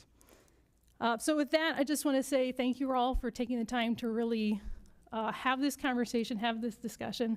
It is not lost on me that you made the decision to not only do the 3 readings, but to have an earlier city council meeting to already preview the ordinance. It's also not lost on me that you all agreed to move this particular reading from RAGBRAI week so that cyclists could be here and to be able to engage in this process. So I really appreciate that thoughtfulness and the good discussion tonight. And I hope on some of these other things you'll be willing to kind of change your current position on them. Thanks. All right, thank you, Alex. All right, does anyone else want to address the council tonight? So, okay, Lori, excuse me. Lori, I'll recognize you next. Go ahead. I'd like to go up to the stand, I guess. Yeah, no, I need. know that I can definitely trust the dog to Oh. what we should do. Well, I need to have you up at the podium, Lori, so I don't know what. We don't have allergies or anything, right?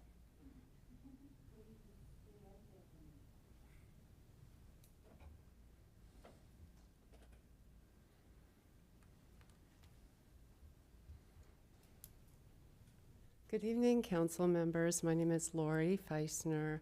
I'm a resident of Urbandale, and I currently am a resident at 9520 Winston Avenue. Over the years, I've worked outside the home and spent a lot of time around the parks and recreation in this community. One of the things that came to mind that I believe was said by the gentleman that's right behind me, was it Steve? Mm-hmm. He had mentioned that he saw wheelies being popped. And I've actually seen a whole team of bicyclists or these motorized vehicles coming down Winston Avenue, which is a thoroughfare, and it's utilized as a thoroughfare regularly. We have parking on one side of the street, and one side of the street only. The street also curves a little bit. And there's an adjoining street that is a dead end with a cul-de-sac. That's typically, the circular area. And I guess one of the places that I worked was UPS, and I worked a night shift. At UPS, I had to travel in all kinds of light conditions and look for both going and coming from work. You obviously are having an adjustment and driving at night with night vision. That was quite a number of years ago, but I did see people like on bicycles just pedaling along that were minors. And most businesses were closed at that time.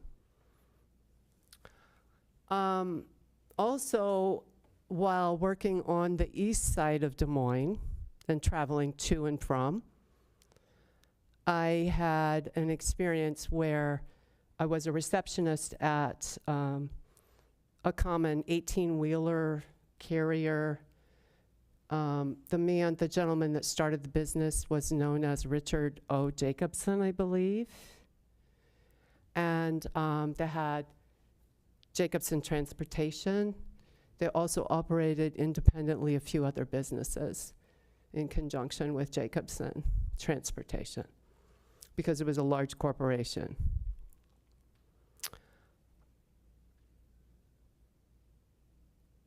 There was a man that was injured while I worked for Jacobson who suffered severe head injuries.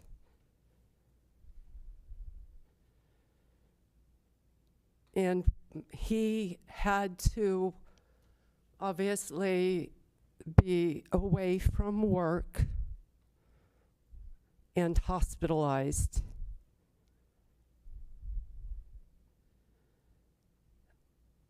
To the detriment of both the employer and any coworkers. He, I believe it was said, had been on either a hoverboard, one of those devices, or a skateboard.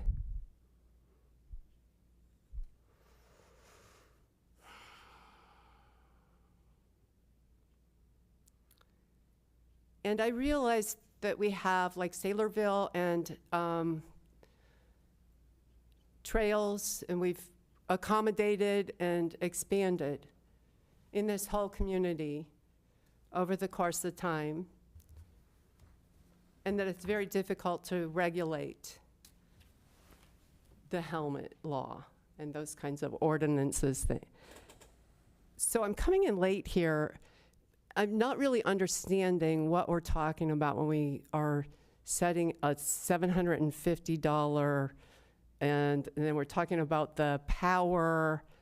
And I mean, these were like Power Ranger kids that came in while there was a mower, a guy that has pulling a trailer had pulled over and was doing a neighbor's yard or doing yard care in the area, and he was parked legally.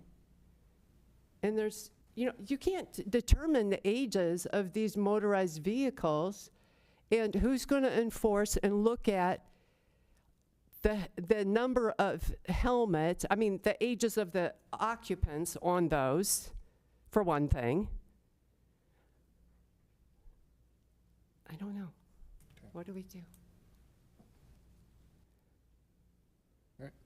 It's a legal issue, certainly, and it's a community issue that is of grave proportion and can be out of control. And I can understand that the elderly as well as the young are going to be affected by all of those decisions and changes.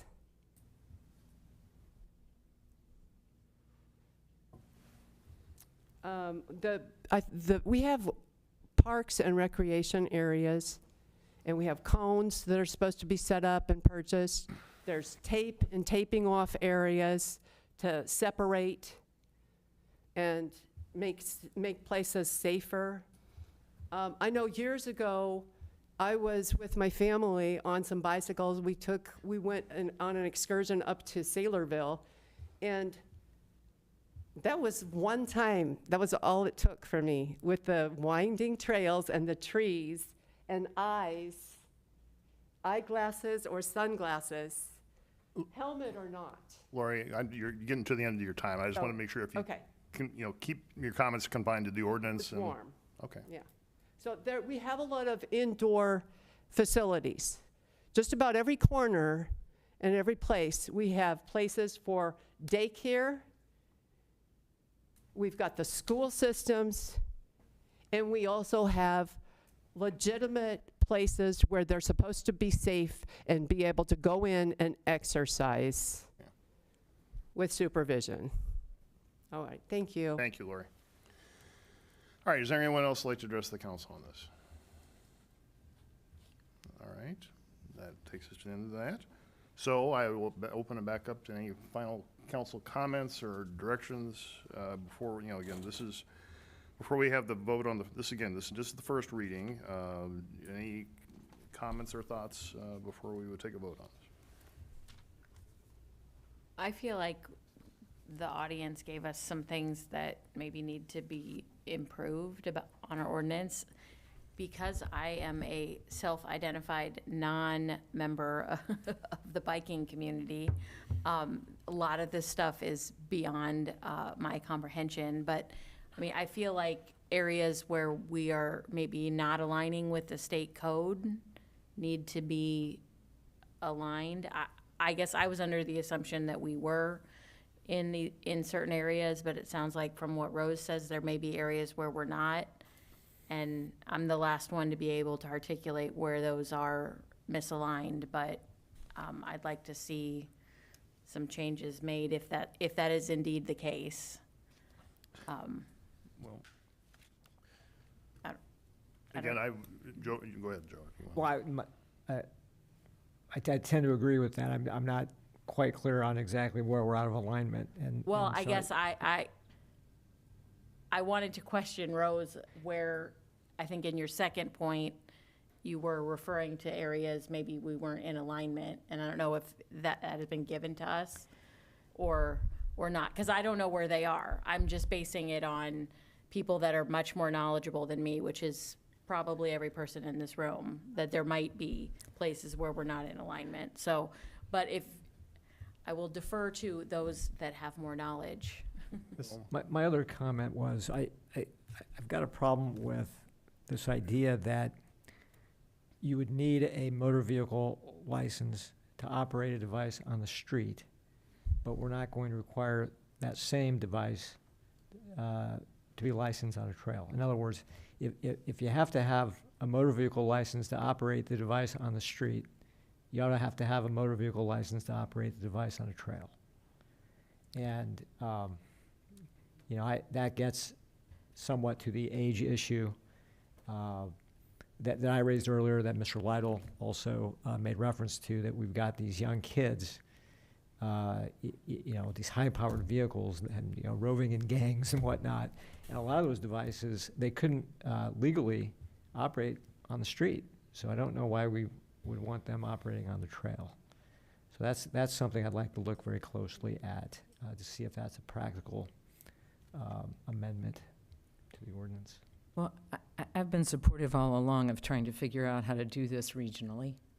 And I think the comments tonight indicated to me that there's some validity in still trying to see how close we can get to doing something that resonates regionally. I greatly appreciate and respect our chief for trying to keep this simple. At the same time, I heard, and perhaps I'm mistaken, but I thought I heard Rose and Alex both comment that there are Iowa vehicle classifications, and that if we were to use those Iowa vehicle classifications instead of the 750 watt piece, which again, I respect the interest in trying to keep this as simple as possible, that we might be better off in terms of being able to address this more regionally.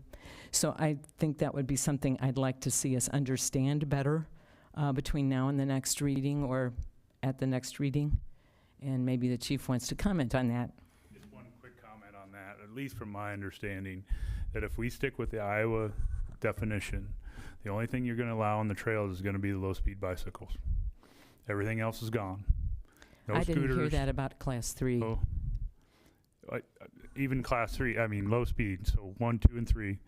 That's what Iowa defines. All the other vehicles that are motorized, if they're considered motor vehicles, then you're banning them from the trails and sidewalks. So scooters, Correct. anything else is gone. Everything else is gone except for the low-speed bicycles. That's the only thing that has a motor that you would allow on your trails. What about electric wheelchairs? Well, I just want to make sure. yeah. Lori. Yeah. Lori. So they would still be able to use the trails. There's some provisions Because for of that we ADA, could make. yeah. But if you got anything else out there that has a motor, and quite frankly, you know, for years, our trails were made no motorized vehicles. And then from my perspective, what started as a slippery slope was these power assist bicycles, and then it just exploded from there to now they're not assisting, they're just powered by that. And you know, for years we've never allowed motor vehicles, gas powered, anything on any of our trails or sidewalks. And if it was on the road, it had to have a license, registration, all that stuff. So that's where I got into this, like, okay, so am I gonna ban everything from the trails? So these kids that are on these little scooters that they stand on the platform and they have a little bit of a motor assist, you don't want those on the trails anymore? They're banned? Because they're not defined in Iowa code at all. Gotcha. So, I've got a question for the chief, if I may. Chief, I want to kind of get at this, this concern that some have about using the criteria of a device being manufactured to not go over 20 miles per hour, to include that in our ordinance, yes. along with the 750 watt restriction. My understanding is that your concern about doing that is it's difficult to identify such vehicles. It would be difficult. The other, like I did say, the other ordinances do have something like that. There is not, I tried to search for, is there a list of these things? Is there a federal, like a list, right? Or even in the state, and there's not. Now, can we dig into that a little bit further and try to find somewhere where it says that it's manufactured to this federal blah, blah, blah standard, whatever that is, and that it won't go over 20 miles an hour? I don't know where that is right now. Yeah, I mean, I kind of like the simplicity of the straightforward, 750 watt restriction. On the other hand, I get the point about us wanting to be as consistent with the other jurisdictions as possible, and that helps with the education piece. So I'm kind of on the fence. I'm trying to understand whether there's And I did want to clarify that when you talked about if they would operate on the road, they would be illegal. The way that I have the ordinance written now, if they're 750 or less, if they operated in the roadway, they would be legal to do that as well, except for the skateboards, skates, and scooters that if there's a sidewalk available, they need to stay on the sidewalk. So a 750 watt device, let's just call it an e-moto, just Okay. for simplicity's sake, because I've seen these things, they're just, Right. you just, have a throttle and you're off, and there's, Right. okay, so you can be 12 years old and operate one of those in the street? Yeah, just like you could ride a bicycle on the street if you're 12 years old. That blows my mind. I don't know where to draw the line. I seriously don't, because if it's the dad in me talking, I would say you can't have anything that has any power. You Right. you pedal the dang thing and go, and don't have electric power. So until you're a certain age or whatever, but That's where I ran into these problems, and I don't have a problem with that or in the 20-mile-an-hour manufacturer limit, whatever that language is. I think that's reasonable to add that. I wanted to make sure you understood. I don't know how we would ever determine that device is there when you're stop somebody out on the trail. Well, the problem with that is almost everybody I know who owns an e-assist bike is in class 3. And they're not sitting there riding at more than 20 miles an hour, but it has that capacity. Right. And those aren't cheap bikes. Nope. Well, and is that I think when we're talking about the 750 and below or 20 mile per hour or below, are we specifically talking about that being in the personal transportation device category specifically? Or is that something that is also categorized within the bicycle classes? No, I think we would, if we're going to add that, I think we need to look at adding, some of these ordinances have called them high-speed electric devices or some term like that. And that's any device that's over 750 watts or is manufactured to go over 20 miles an hour, that 20 mile an hour limit. And they're calling them high-speed electric devices, and basically we would ban them. It's like we're banning the 750s now. We just add in that little bit of piece. I don't know that you even have to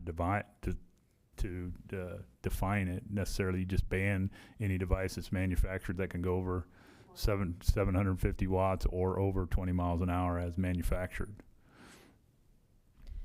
But we can definitely add that definition of the high-speed electric device. That's how some of them did it, and then they went down in their ordinance and said high-speed electric devices are banned. Then you go up in the definition, and it's greater than 750 watts or manufactured to go over. But it's an 20 or on the manufacturing. Or, yeah, either or. Yeah, okay. And in that situation, could we, because then I think you retain personal transportation device to kind of capture all the rest of that. Yep. And I would imagine that you would probably want to put a preference on one or the other when you're trying to categorize, like if one isn't clear, right? Because you were saying like 20 mile per hour, it might be hard to find that list. Yeah. Like basically we would Right. call it whatever, with whatever we can identify Yeah, from. and again, it is literally the Wild West out there. One of our officers stopped a young man the other day, and his had a switch. Went from 750 to 2200 or something. He pushed the switch. So I mean, they're just going to keep playing this game. The manufacturers are. So, yeah, I don't know where it stops, but I did a quick Google search while we were sitting up here, and there's several e-motos now at 749 Yep. watts. yep. I was like, good Lord. But again, my reasoning behind that was that's 1 horsepower, and I know they maybe some of them are manufactured to go over the 20 miles an hour too. So like I said, I don't have a problem with adding that into that definition or restricting that is manufactured over that to the ordinance. What are class 2? Low speed bicycles. Yeah, how fast do they go? They are 20 mile an hour max, without any pedal assist. So the class 1s, you have to have pedal assist. Class 2s, no pedal assist. Class 3, pedal assist again. What does the state code say, or make something that needs to be like registered and licensed, like say a moped? What makes a moped moped versus Right. these 2200 watt e-motos? So the restriction, they're called motorized bicycles in the state code, and that's a moped. That's basically what it is. And it defines that it can't go over 39 miles an hour, just as from memory here. So it can't go over 39 miles an hour, and then that's what's going to classify it as a motorized bicycle. And then you're going to have license, registration, and you can have that's where those 14-year-olds can ride those. So then there's a provision for that.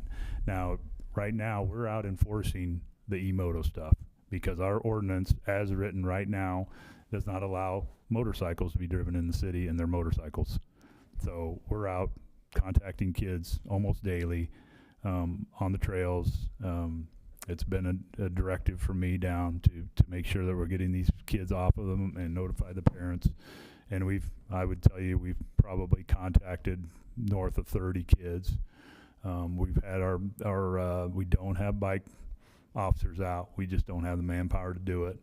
The only time we have bicycle patrol is when we have a special event.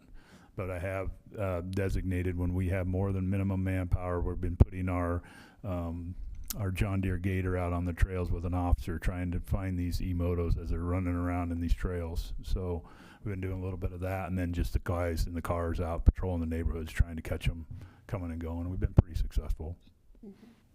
So I guess I'm still confused. If an e-moto has a 2,200 horsepower, they're considered a motorized bicycle? No. It can't go over 39 miles an hour. It'd have to have lights, turn signals, headlight, meet all the requirements to be able to be operated in the street. And then you'd have to have a permit to operate it. You'd have to have insurance and registration. So there's nowhere Those e-motos are just dirt bikes. They're the old dirt would bikes. have to be operated on private Property. Yep. They're basically the old dirt bikes that kids would buy, Yamaha, Hondas, whatever. They're just riding them all over town now. Chief, I got a question about the lateral passing distance. What would be, in your view, what would be the problem with removing the language that says when able based on traffic conditions and just make it you shall give at least 3 feet of lateral distance, regardless of traffic conditions? I don't have any huge concern with that, other than I just wanted you guys to understand that then potentially, like I said, I thought of that situation on Aurora where if you could not, then you would have to slow down to the speed of that personal transportation device, and that might be a scooter in that bike lane, or a bicycle, and then you wait until there's not a car coming head-on traffic, and then you would go around it. I don't know. That might be an issue for the motoring public, but I don't have a huge concern with it. Ankeny's put it in their ordinance. Yeah, I'm okay with that, quite honestly. I think that's a safety measure for cyclists that, that we shouldn't overlook. Yep. Agree. I'm still just kind of wondering about the manufacturing limit, if that's going to affect the Class 3 bicycles. No. It won't, even though No. they can go 28 miles per hour. No, because there's, They're just not allowed to go 28 miles an hour. well, that's a good point. I know Ankeny restricts them, so Can the bikes be separate as bicycles? Well, and we also- could put an exception in for a Class 3 electric bicycle. Okay. Well, and all class 1 through class 3 have a tag on them. Every last single e-bike I've I ever guess seen. what Pat's trying to get at, I think, is if we say it can't be manufactured to go over 20 miles an hour on, I think it slipped my mind for a minute, Pat, by power alone. By So power if you have alone. assist, then you can, then it wouldn't meet that definition. So that's where I power saw alone. the differences, where that would allow the Class 3s to stay on there because it's not powered alone to Gotcha. go over 20 miles an hour. Sorry. No, This is that's just- helpful. Thank you. It's just, It is confusing. This is yeah, not it's- easy there's stuff. a lot flying around. Yeah, thanks. So directive that we'd like to see would be that 3-foot lateral to see what that might look like. And then So I'm just to hearing- summarize, I think 3-foot lateral, add in the manufactured to 20 mile an hour, that language, and restrict that as well on motor power only. Those are the two main things I've heard tonight. With Street Collective's minor changes, I think I'd be interested to kind of see what the recommendations that they had for some of the minor changes that were Okay. mentioned. I looked at those, really scrutinize some of them. the, like the ADA, we're in violation of ADA with our golf cart. Our golf cart ordinance has been in place for a million years, and I don't think it's in violation of ADA from what I searched.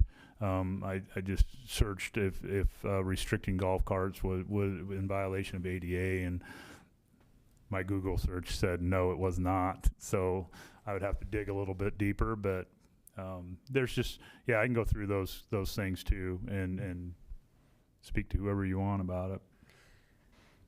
A lot of the stuff I think was dealing with bicycles only. So things that we've never had in our ordinance. So like changing lanes to pass a bicycle, things like that have never been in our ordinance. So I did not put them in there. Chief and Maria both, you're comfortable that the ordinance is clear that the magistrate has discretion on the fine? Yes, so the way that the ordinance is drafted, it refers all the way back to section 10.99, which is the city's municipal infractions chapter. And that's how that chapter operates. 364.22 is where the fines for any kind of municipal infraction are up to $750. So the magistrate has to decide. And that's just uniform for any civil infraction? Correct. In our code? Unless you All right. set a minimum Okay. or a maximum by special ordinance. That's how that will operate in any case. I want to stay consistent with our code. I get the point on the optics of making it look like someone on a first offense could be fined $750 as a practical matter. That doesn't happen. And to have a consistent code, it makes the most sense just to keep the language as it is. Okay, yeah, that's my view. You're nodding, but yeah, thank you. And, I will say one more time that the city manager and I talked about this, and if, we implement something and it's not working, I can come back, We right? change it, So if we start doing 750, up to 750 and we're going down to court and the judge is slapping $750 fines on people, I'll be back in here saying we need to set the fine amount because it's way over what, but that's not what we've seen on any of our other ordinances. Like I said, I always throw fireworks out as the example. So, again, Chief, thank you everybody for the great dialogue. I'm not trying to stifle conversation, I'm just trying to get some direction here. I think tonight we have two options. Chief, I didn't mean to scare you away from the podium. He's running. Oh, no. I'm just saying we could either, we could pass the first reading tonight and, come back with some of the suggested changes and have the chief wordsmith this a little bit and Absolutely. come back with some suggestions. Again, we have 3 readings on this. Or you can defer for tonight and come back for the first reading in 2 weeks. But I would suggest maybe we at least have the first reading tonight and come back with. I would something. encourage the first reading to go tonight, and I'll make the changes for the second. Otherwise, we're just keep pushing this can down the road, and Yep. We need to get it out there. And we are enforcing. I want you guys to know we are enforcing, but we need to get something in place. And again, as far as there's been a lot of discussion about finding uniformity in the metro, and there's been a lot of discussion, and I've been involved in a lot of meetings. Amy's been involved in a lot of meetings on this. We're trying to. I think we are pretty consistent, but by the same token, home rule, we do have some unique things in each jurisdiction. So I think that's where you're finding, and I think that's what's come up in the MPO meetings and in the MAC meetings is that there are nuances in every community that we're recognizing, but we are by and large trying to be as consistent as possible, because I'm the same way. If I go ride my bike downtown to work, I'm going to be going through 4 cities on the way there too, so I don't want to be having to think about that as well. So, but again, thank you everybody for the discussion and the input and the dialogue, and we will continue this on, but I would at this point ask for consideration of a motion for the first reading of this. I've still got a comment I want to make, sorry. But deep down inside, I still feel like it would be nice to have a little bit more of an analysis of how this ordinance compares to that model ordinance. I'd just like to have a little better handle on that, and it sounds like it's largely in the classification of these vehicles. And I appreciate your point, Chief, a lot. And I think if we had that analysis, we would be thinking of maybe a little bit more clearly, because I'm sitting here going, gee, I'm not sure that these scooters that I'm seeing go down the sidewalk that are electrified, or the trail, that's been some of the problem. So I just kind of want to make sure we're really thinking this through completely. All right. Sorry. No, we can. That's what we have. That's why we have meetings every other week, and we can get some more information out. But Again, that's why you take 3 readings on trying to get it right. Yeah, I'm fine with supporting the reading tonight, but I would like to see, before we look at this again, some level of analysis of how we compare to that model ordinance. If nothing else, it would be valuable for the public down the Sure. line if the model ordinance is getting passed places and would maybe help with the education component, even if we go ahead and do something a little bit different. So that's my rationale for that. I would feel much better about supporting this if we are brought back at the next meeting, an analysis comparing this to the model ordinance that Rose and Alex referred to.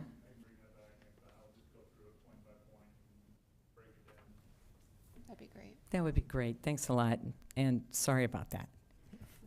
But I think it really would be a worthwhile effort, again, from an education standpoint down the line, if nothing else. All right. So with that, is there a motion? I'll move. First, ordinance 2026-30. Okay, motion by Bodie, Second. second by Rosendahl. Any further discussion? Please vote.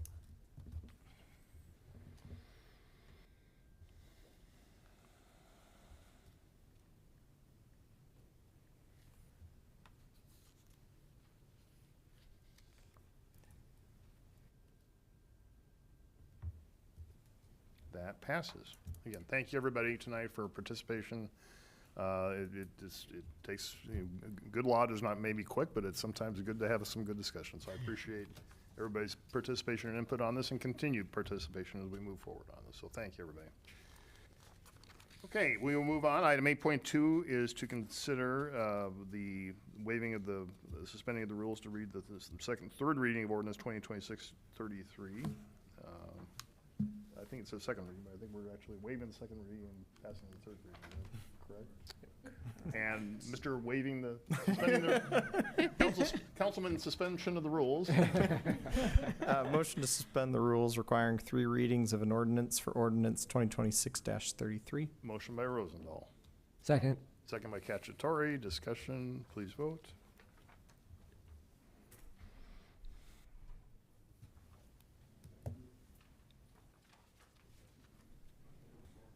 That passes. A motion to waive the second reading and approve the third and final reading of ordinance 2026-33. Motion by Rosendahl, Second. second by Kroll. Discussion, please vote.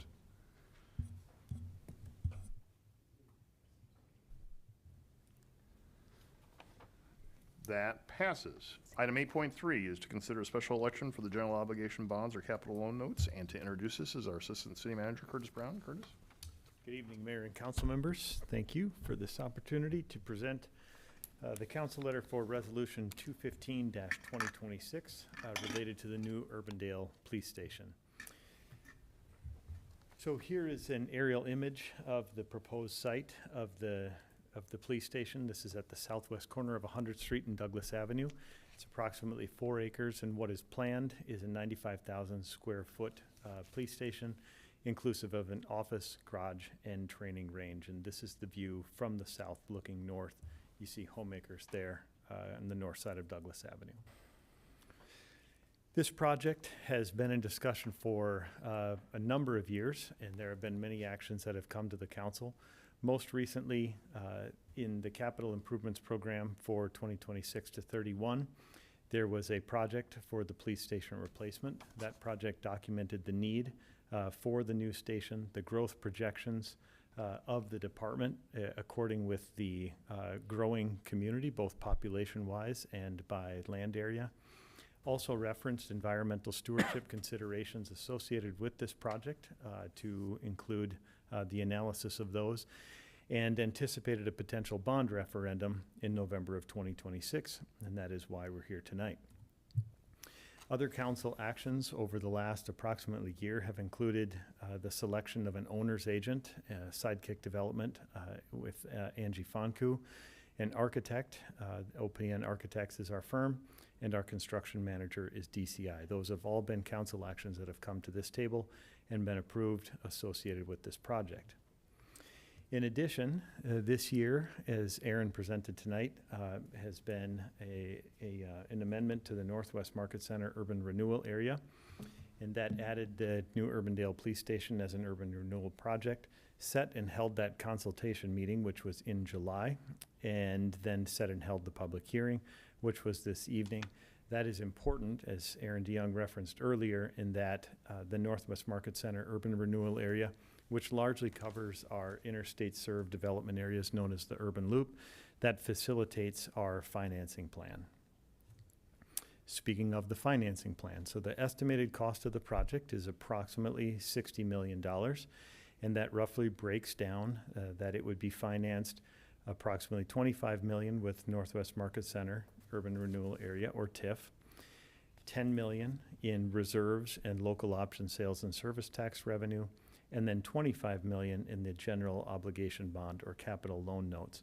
It's very important to note that we're not talking about an increase in the city's debt service levy or any levy that the city controls to construct this project. And so we have identified here in these three main ways a way to finance successfully the building and opening of this police department building. So essentially, what would the action tonight would call a special election on November 3rd of 2026. The ballot language would read, shall the city of Urbandale, state of Iowa, issue its general obligation bonds or capital loan notes in an amount not exceeding the amount of $25 million for the purpose of paying costs of designing, constructing, equipping, and furnishing a new police station with related site improvements.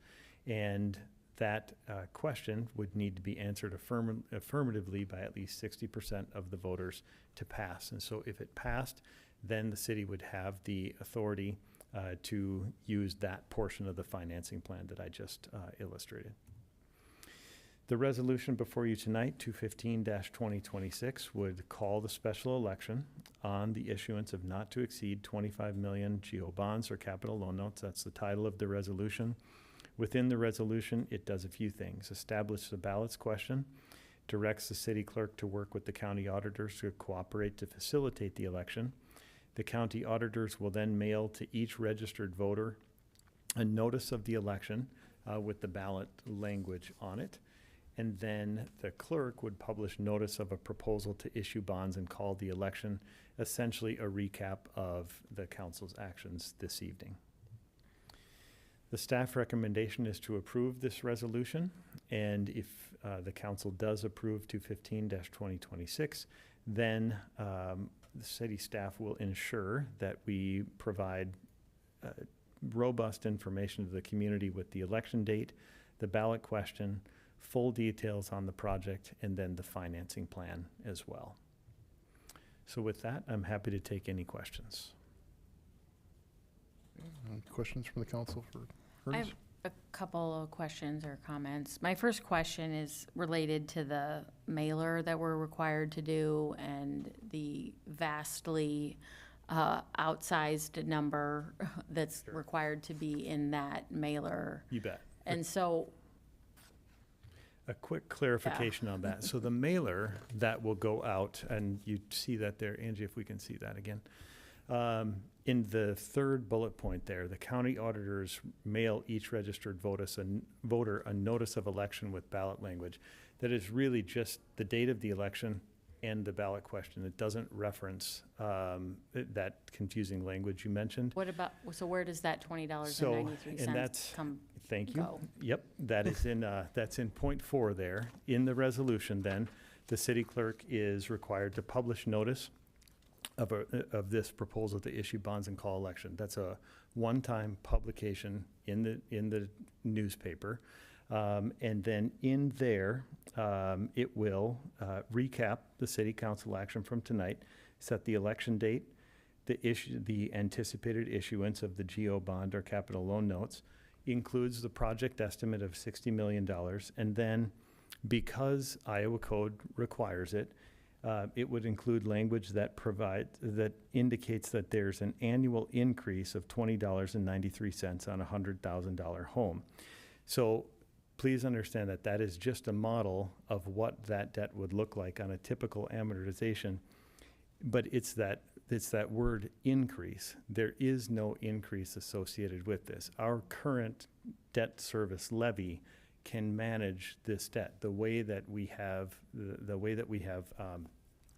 managed our borrowing and financing has allowed us to stay within that. So while this would show hypothetically what that would look like if an increase were required, one is not. That's very important. So what is our plan to manage reaction I'm glad to you asked that as well. $20.93? So pending council action this evening, a website has been put together with full disclosure of all details on this project, as well as already an anticipated list of FAQs, and that is in fact addressed in there as well. And so on that website, anybody can see the FAQs we've anticipated, and there's also a spot that people can submit a question related to the project, and we can answer.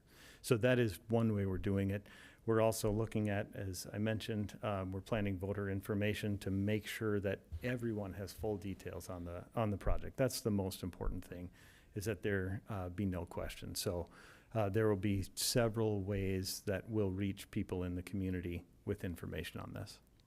Curtis, is there any scenario under which an additional debt levy would be needed? We do not anticipate that right now. I mean, I suppose you could think of any number of hypotheticals, but our plan, all of our estimates, which are getting finer and finer tuned as we go along with our professionals, we do not see that need at all, given the resources that we have. No, and I trust that. But it seems to me that the requirement of the notice contemplates that there be some catastrophic circumstance. There is not. In fact, that notice is meant to, it is, as some of my colleagues have said, this is a well-intentioned voter disclosure notice that ends up creating some confusion, because what it simply does is say, take a debt issuance, look at the typical amortization, then back into, this would be the levy if you had to do that. Got it. In reality, we've got our $1.34 debt service levy that can manage this borrowing and our current borrowing. Thank you. That's the first explanation I've heard that actually makes some sense to me, so I appreciate that. And if David Jones or Nikki Lamb, Finance Director, have anything to add on that?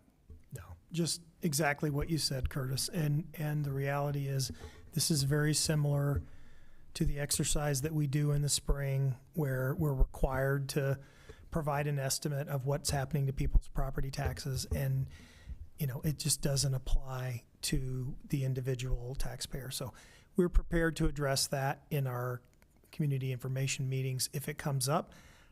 My expectation is that we will be getting the word out on what actually is happening based on our debt service fund, based on our financial plan, and that will ultimately be where most of the questions lie, rather than in the obscure publication. Okay. All right. Further questions? If not, is there a motion? Motion to approve Council Letter 8667. Motion by Kroll. Second. Second by Cacciatore. Further discussion? If not, please vote.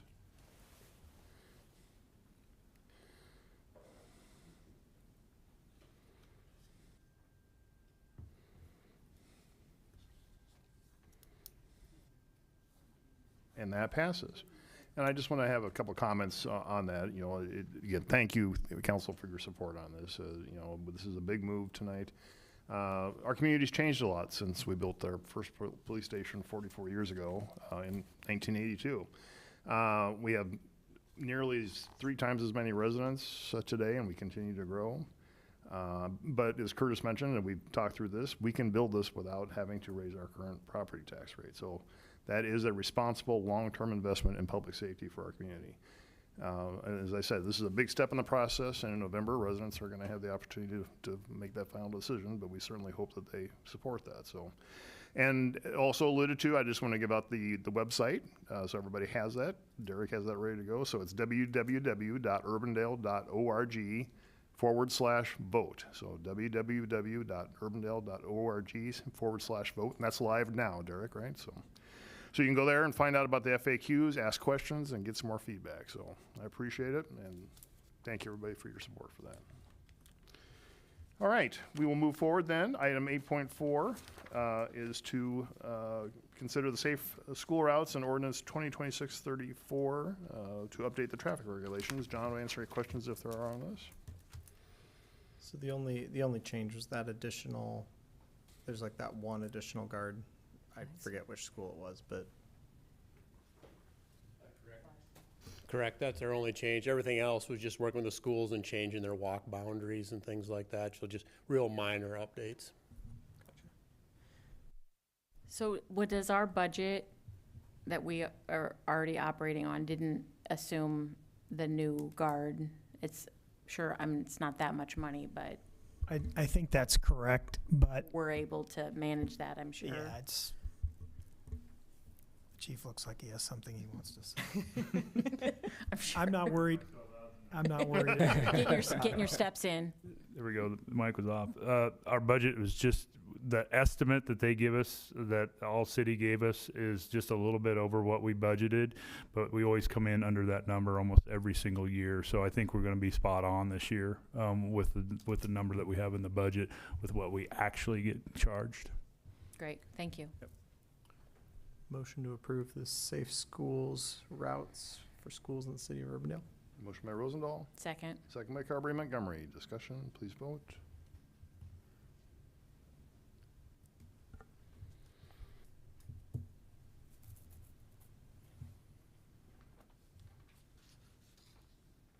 That passes. Motion to approve the first reading of ordinance 2026-34. Motion by Rosendahl, Second. second by Carberry Montgomery. Discussion, please vote.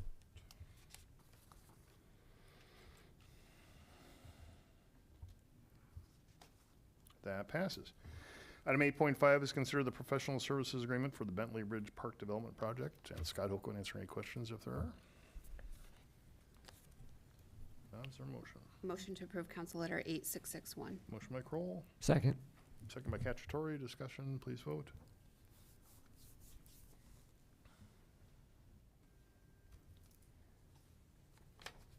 That passes. Item 8.6 is to consider the architectural services agreement for Walker Johnston Park Phase 1 project. Again, Scott will answer any questions if there are. Move approval of Council Letter 8647. Motion by Kroll, Second. second by Cacciatore. Discussion, please vote.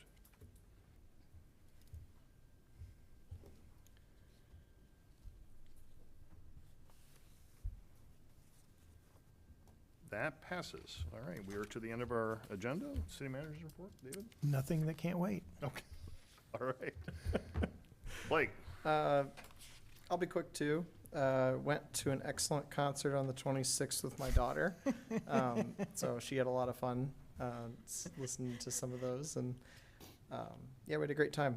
And then excited for our Eventorama is what I'm referring to it as tomorrow with the Wellpoint and the Wellpoint ribbon cutting 10th year anniversary, whatever the technical term is, and the shelter ribbon cutting, and then the National Night Out. So Yeah, big day tomorrow. So packed afternoon. that's right. So that's all I got.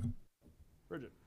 I just wanted to say I was excited about the communications related to the new and improved annual employee recognition and appreciation program that we've gotten some emails about. I think we can never do enough to recognize the employees that do a great job of making us look pretty darn good, I think, so. Indeed. And you all knew this was coming, so I want to congratulate the Waukee Northwest girls softball team on their second consecutive state championship and third in the last 5 years, which is the 5 years that they've existed as a school. So the girls softball team includes multiple Urbandale students, and additionally wanted to congratulate several members of the all-tournament team who are residents of Urbandale, including Meredith Thompson and team captain Sophia Schlater. So congratulations to the Waukee Girls Northwest softball team. So some of these are friends of my daughters that I've watched come up through the ranks, and there's some pretty amazing softball players that we will see for many, many years to come in different capacities. Had a good meeting with DART last week with David and Mayor Bob about the new on-demand DART service that will be launching at the end of September. Stay tuned for more information from both DART and the City of Urbandale to be pushing out FAQs and publicity related to that, because we want it to be successful, but not too successful. So that's all I have. All right, thanks, Bridget. Pat? I want to thank the chief for all of this exceptional work. At the same time, messing with the police station too, that's a lot, so thank you very much. And I want to thank Parks and Rec and the Public Art Committee for allowing Pullin' Strings to play on Sunday, and really greatly appreciate Blake and his daughter showing up, even though I do think she showed up under duress. She was absolutely lovely about it. She decided she wanted to come there. I asked. Okay. She said, "Yeah, let's go." That was awesome. I do want to, not tonight, but at some point, just revisit, because we're so close, on my concerns related to the communication around some of these larger architectural and design type service agreements. I still think there's room for us to have just a little bit more information when we make those choices. I appreciate the information we were given today in that email. That was really great. And I want to mention, too, that on August 11th, there will be a creek stomping event just a little south of the actual Icon access. And so anybody wants to get their kids over there or their grandkids over there, let me know, and I'll help make arrangements. It's with Parks and Rec and Icon, and it should be a lot of fun. Thank you. All right, thanks, Pat. And congratulations on the concerts. I'm sorry, we were coming back from town. I wasn't able to get there. Well, we should be congratulating Bob on bringing the true mayor of Urbandale to the council meeting tonight. She's amazing. She is amazing. Thanks. Amy. Just one quick thing. We had a comment on Facebook about the disc golf course needing mowed. It has been mowed. Okay. We can circle back on that. And then August 11th, the creek stomping, does it have to be kids? No, I would love to have some adult assistance. And Todd Robertson from DNR will be there, and there'll be an Icon employee as well. And yes, come on down. I think you should send all of us the information. Okay, all right. I have a meeting tomorrow, so I'll know more after tomorrow, and I'll get it to you. Sounds great. That's all. Joe? Ditto on thanking the chief for all of his work digging into that bike ordinance. That's a daunting endeavor, and I appreciate all obviously the time and work that he put into that. Also, thank you all for bumping discussion of that subject to this meeting. Ragbri was glorious, just for the record. Ditto, Bridget, on employee recognition. I think that's awesome. I was going to congratulate the Northwest folks as well. However, I also going to tip the hat to the Northwest girls track coach, Ben Dewey, who achieved an amazing honor at a very early stage in his career. He has been named National Girls Track Coach of the Year. And there's going to be an event in Dallas. It's almost like awarding the Heisman Trophy. They literally award the track version of the Heisman Trophy to the Collegiate Track Athlete of the Year at this event, where they also recognize the Collegiate Track Coach of the Year and the High School Track Coaches of the Year. So he's going to be kind of on a national stage there. It's really fantastic for Northwest and for Urbandale. Thank you for picking that one up for me. You did let me know about the award. Well, full disclosure, Yes. he's my cousin. He also lives in Urbandale and comes from a long line of both his dad and his granddad were successful track coaches and of course the athletic director at Waukee and Waukee Northwest. On the Housing Solutions Alliance front, we got news I shared with the council that Anna Wim is reconfiguring their portfolio, which really constitutes a setback for supportive housing. So that's just something to keep an eye on. You know, we're sort of in the mix on that since we've approved the zoning for supportive housing at the Extended Stay America. So it's kind of, you know, 2 steps forward, 1 step back, but that's all I've got. All right, thank you, Joe. Well, I'm just trying to think. I don't think I've had a lot in the last couple of weeks to report on, other than I'm going to say I'm going to do my best to beat the chief tomorrow night in the donut eating contest. So I'll have to fast for lunch so I can make sure I can be ready for it. So, what's your secret, Chief? Iron gut. I think he beat you by like, what, 6, 8? Yeah, last year? but I didn't take it seriously last year. So Oh, sure. 6. So, but again, in all seriousness, looking for another great night tomorrow, and as Blake said, a big event. So, but it's a lot of good events for Urbandale. So, with that, we are at the end of our agenda. So we stand adjourned. Thank you, everybody. Thank you.